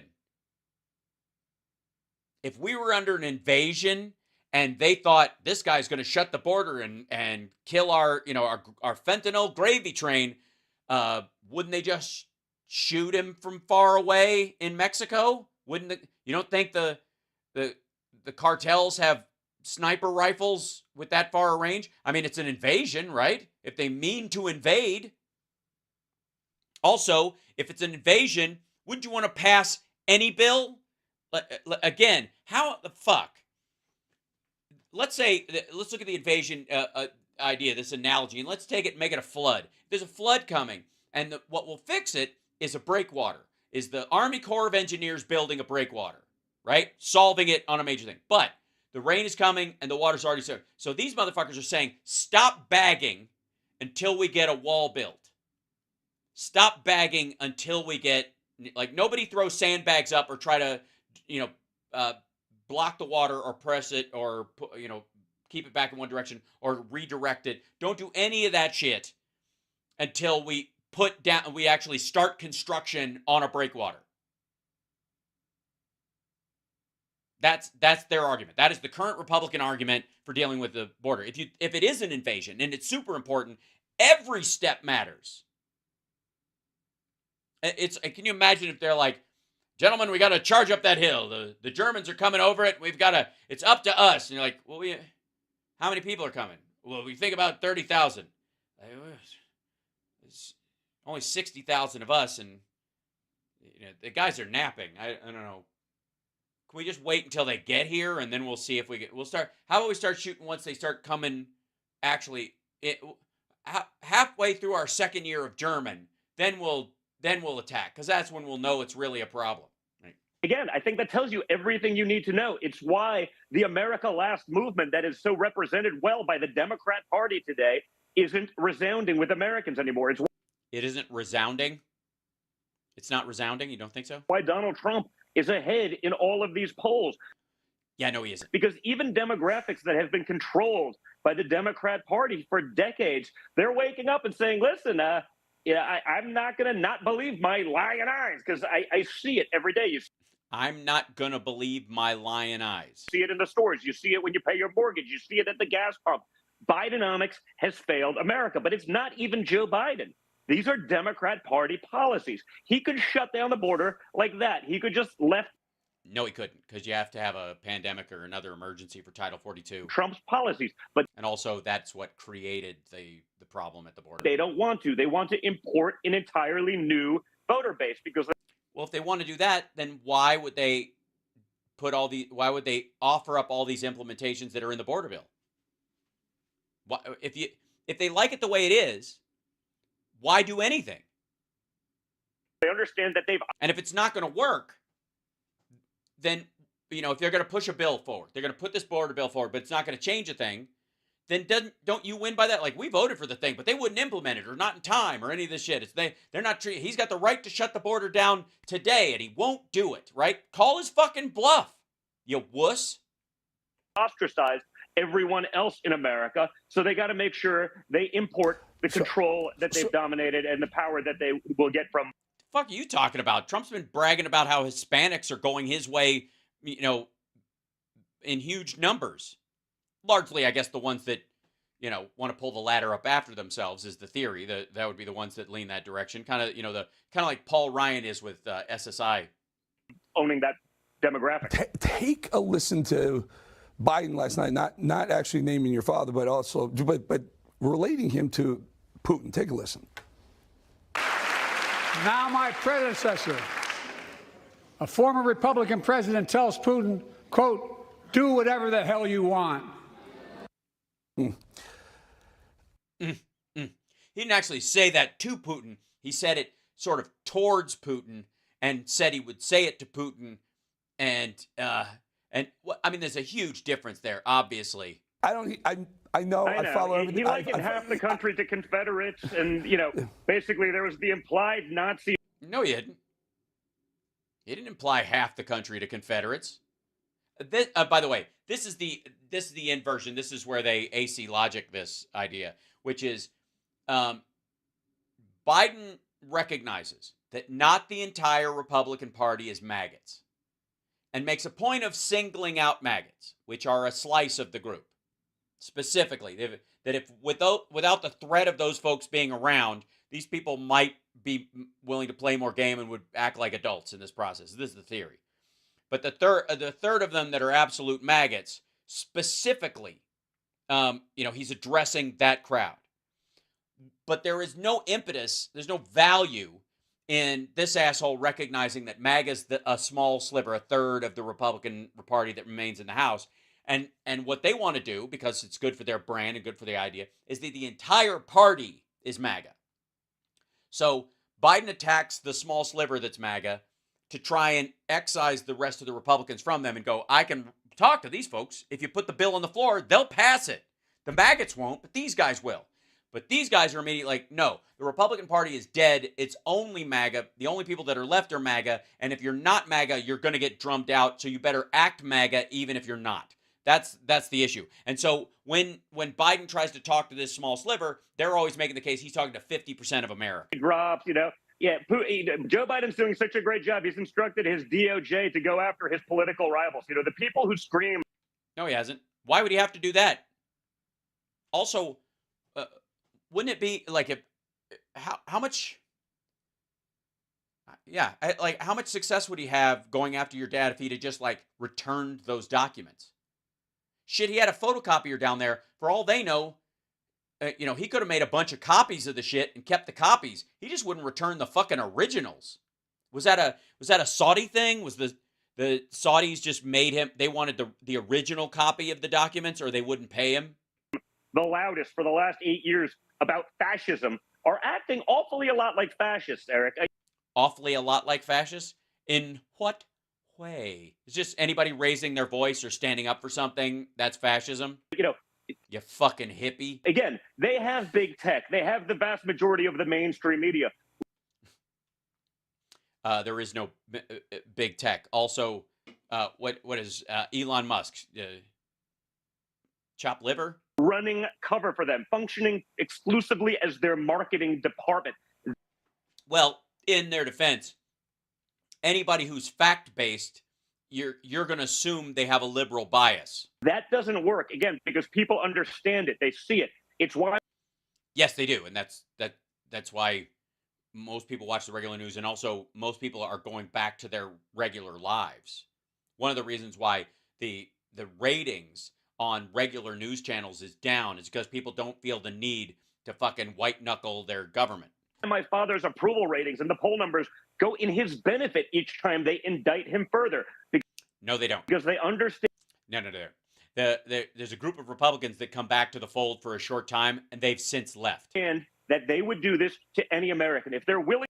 Why? How would they do this to any American? Has every American lied to both banks and the IRS about the value of their properties, or hid who the fuck their financial backers are when they turn out to be the Saudis or the Russians or the fucking Chinese? How is any average American ever going to encounter any of these particular trials? Even the fucking, the only one would be defamation of someone they sexually assaulted, which, by the way, most average people would just be in fucking jail for the sexual assault, for Christ's sake. Never mind the fucking fact that who gets the opportunity to pay off a porn star to hide the story during a campaign? When is that going to come up? You know, the average rhino deals with that all the time. They just pretend to do it to Trump. If they're able to do it to Trump, there is no one that they will not do this to. Again, with what? You know how they always say, if you can't do the time, don't do the crime. Well, technically, that's because those two are fucking linked. You got to actually do the crime, and he fucking did. Also, the SOTU turned the populace. It literally, people went from 43% to 65% preferring Biden's policies and thinking they would move the country in the right direction over Trump in one fucking speech, which just means that we're talking about an info gap. And as we get closer to the election, it's gonna get clearer and clearer. To maintain power and control, even if they're failing the rest of the country in the process. So Joe survives last night. He doesn't trip, makes it through an hour and 10 minutes or so. And teabags Republicans repeatedly. And today they dropped $25 million in ads on their new campaign. Yeah, you also you missed the part that was kind of crucial, is that they made $20 million in 2 hours after the speech. Push. Take a listen. Here's a little piece. I know the American story. Again and again, I've seen the contest between competing forces in the battle for the soul of our nation. Between those who want to pull America back to the past and those who want to move America into the future. The issue facing our nation isn't how old we are, it's how old are our ideas. Shit. Hate, anger, revenge, retribution are the oldest of ideas. I see a future where defending democracy, we don't diminish it.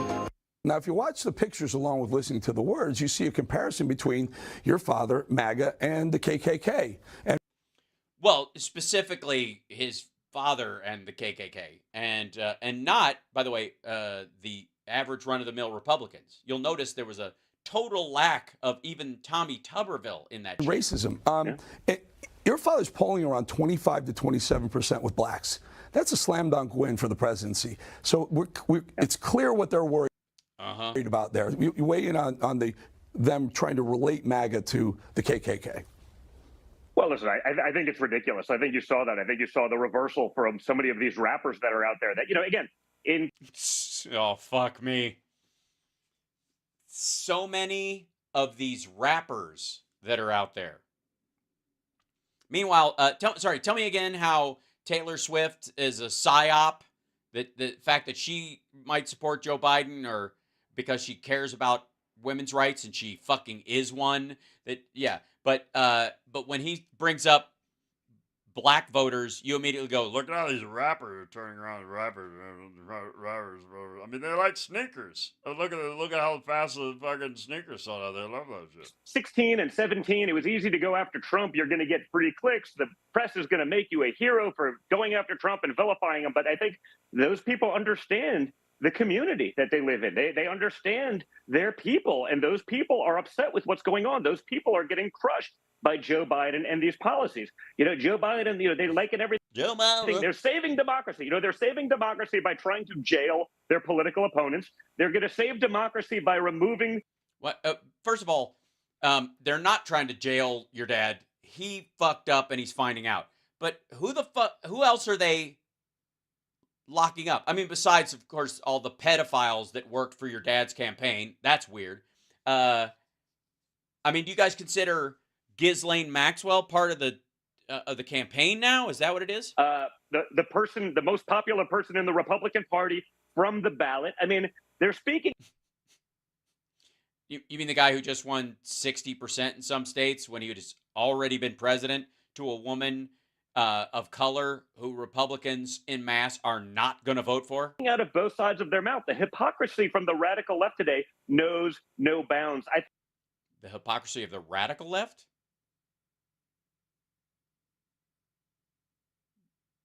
Well, I mean, do extremists on either side hypocrite much? I mean, I think it's in the argument that the rhinos and stuff are the fake people. I don't think he cares. I think it's just the pendulum is overcorrected so far, Eric. The pendulum? Sorry. Left today knows no bounds. I think it's just the pendulum is overcorrected. Yeah, I agree. The pendulum has definitely overcorrected. I agree. And it's so nice that, that the apple doesn't fall far. Saudi Arabia and Russia will repeat your... the pendulum, is that's like that's what they call like the part of your taint where it looks like the stitching would have been if somebody sewed you shut. Is that what that is? I don't know. Or is that if you have two of the things hanging in the back of your throat, the second one is called a pendulum. Yeah. Heard that Saudi Arabia. But so far, Eric, I just don't think people are buying this nonsense anymore. So, well, you mean on your side? Absolutely. Before I let you go, I know you got to go. Yeah, you got to go because don't you have a white tiger staked to the ground outside, waiting to be shot from a tree? Kept you a little longer. The Republican response last night by the Alabama Senator Katie Brown. Yeah, so good, so choice, so. I mean, is this going to be her one good review, or getting panned by a lot of people? Even Charlie Kirk said it was something from a high school play. What are your thoughts on that Republican? It should be it's an easy answer. She nailed it. Okay, everybody's talking about it. There is no such thing as bad Republican response. Other people really enjoyed it. Yours? Yeah. Listen. Yeah. Listen.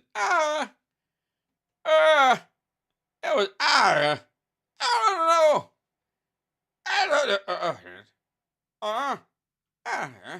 I guess. I have notes. I wrote it down on a piece of paper. That's a piece of paper right here. Liked it. That's what I wrote down. If they hate it, we like it. That's how it works. I think there's one person that can deliver the Republican response to a divisive, vicious, Ukraine State of the Union that Joe. The perfect guy to do it, of anybody is obviously James Comer. I mean, that guy. Biden gave, and that's Donald Trump. So I think not having. Yeah, but he gave, he was so far ahead of it, so good at he did a pre-buttal. Donald Trump actually. Donald Trump did that. I don't know if you know the guy or whatever. The name sounds familiar. Even when I say it, it's like always on the tip of my tongue. Give that rebuttal is probably. He would do, he just did it beforehand, and he would have done it all throughout, except, Truth Social went down because, what happened was you could only have so much superior media at any given time. Probably the biggest mistake because he's the one that's done this. We have an unusual election, Eric, where we've actually will have lived under the policies. It's not just talk. right? It's not a politician telling you what they're going to do and then failing to deliver. Donald Trump made promises. He delivered on those promises. Yeah, he was like, Mexico's going to pay for the wall. Nailed it. Guys, nailed it. Nailed it. Sniffle. He killed it on that, he got us out of Afghanistan, and kept us in at the same time. Joe Biden said he was going to do all these great things. The adults were going to be back in charge, and they. Yeah, he hasn't passed an infrastructure bill. Inflation is still 9%. Guys, I mean, come on. Unemployment's like 27%. It failed across the board. And I mean, look at the stock market. That's why I would love to see him be successful, Eric, because I'm an American. Yeah, I'm an American. I have a lot of money in the stock market. And what I'm saying is that I'm enjoying the fact that he's being successful. I'm just lying about it to you and your marzipan head. I have 5 young kids. I want them to live in a country that's prosperous, but that is not what we're getting. So the reality of that situation. Well, especially because it used to be that, prosperous meant that, we could get loans from anywhere. We don't even need loans from the United States. We could get them from all over. We could get them from Deutsche Bank. I think it's a very difficult position for anyone, basically not named Donald Trump, to give the strong rebuttal to the disaster that we see. It was great, and he did a pre-buttal, which is, interestingly enough, what people call the front of his pants when he puts them on backwards. See play out before us each and every day. I'll leave it right there. Donald Trump Jr.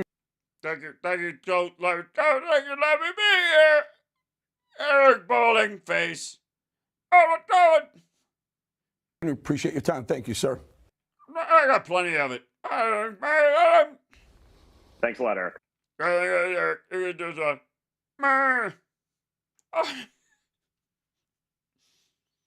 Sorry, I catch a glimpse of myself and I'm like, highway to the danger zone. Gonna take a ride into the danger zone. Yeah, I know what you're thinking. You're thinking, Hal, do we even deserve this much show? I think you do. I think you do. I'm all right. Don't nobody worry about me. Why you got to give me a fight? Why don't you just let me be? Do what you want. All right, look. It's a good look. And I have to be careful because if I wear it too long, I may get into winger territory. We know how that can go.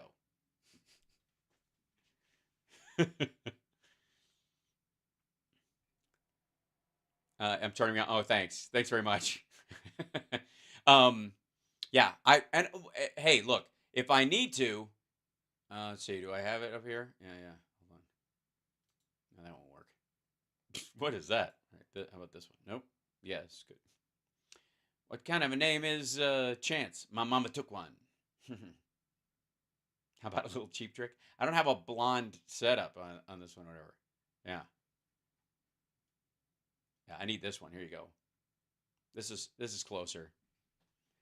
Last place I worked at was so tough they had a sign over the urinal that said, "Do not eat the big white mint."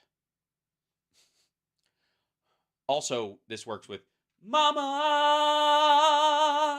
just killed a man, put a gun against his head, pulled my trigger, now he's dead.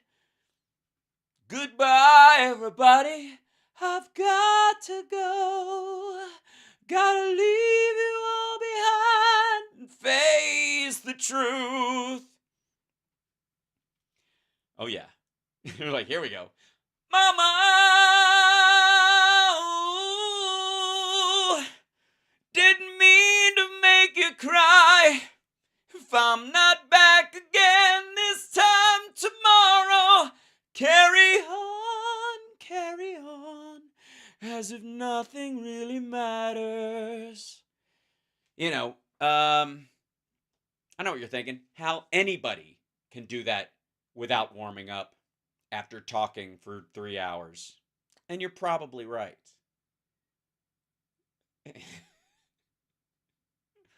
Who can't whip out notes like that dry?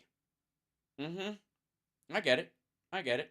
And thank you. I appreciate you noticing the falsetto shift. Instead, because it's a proper falsetto that he goes into, not head voice. I just want to make that clear.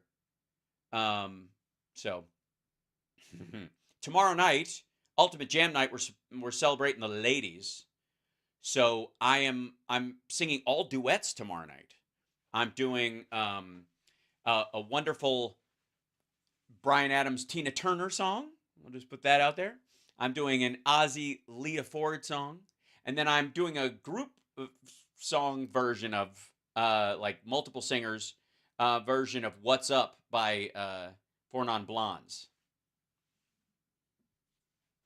So that's gonna be a good time. It's all in the mustache. It is. I think the mustache actually makes it easier. If I gotta say, yeah. Need to live stream it. I'm trying to get him to. I'm working on it. I really am. So, and to get it all out, what's in my head? Okay. Try Rob Halford. I don't know who Rod Halford is, Praypon, but I can do some Rob Halford.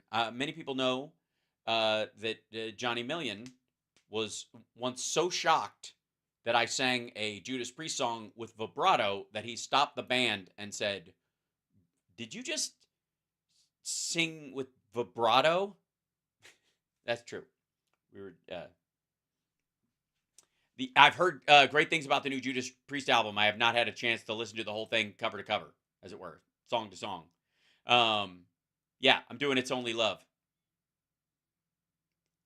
And I will be doing full Bryan Adams on it. I will be going the full Bryan Adams. Yeah. When the feeling is ending, there's no use pretending that it's over. Whatever. Yeah, I know the words. I just have to mess around with it. I don't want to scratch myself up for tomorrow night, because that's one of the things you'll do. That and White Lion. Gotta be careful singing that White Lion, man. It's too dry. His vocals are too dry. It's like singing with sandpaper. Yeah. Wade. That whole thing. Like I almost choked to death doing that. It's the same thing with Bryan Adams. I'm like, oh God. And that's his natural voice. It's all scratched up. So King Diamond, Abigail. I can manage that. I can make that happen. Sure. Do you ever do Lee Michaels? Lee Michaels. I don't think so.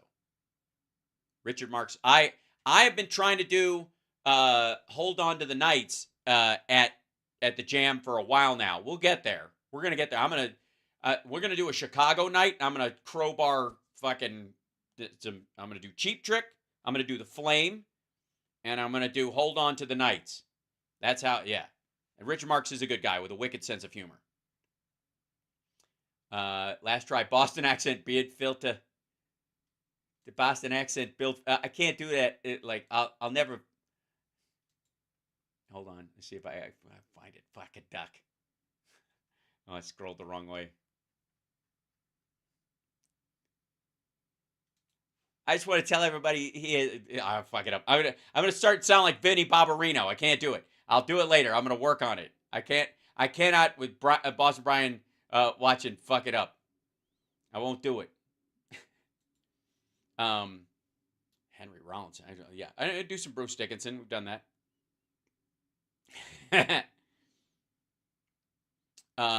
Anyways, until next time, hold on one second. Let's see if I can find something real quick. Go to here, go to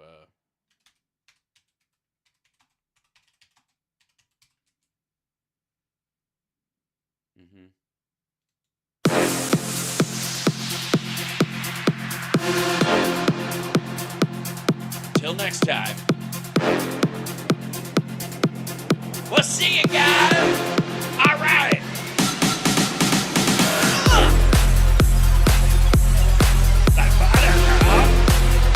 Come on. Dumb trumpets, pineapples. Oh, yeah. It's the Fruity Bismos that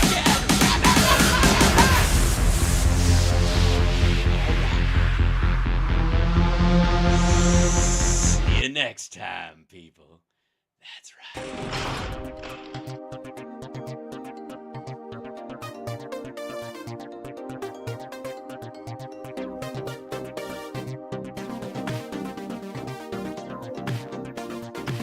Yeah, Donald Trump is afraid of pineapples. Not a joke.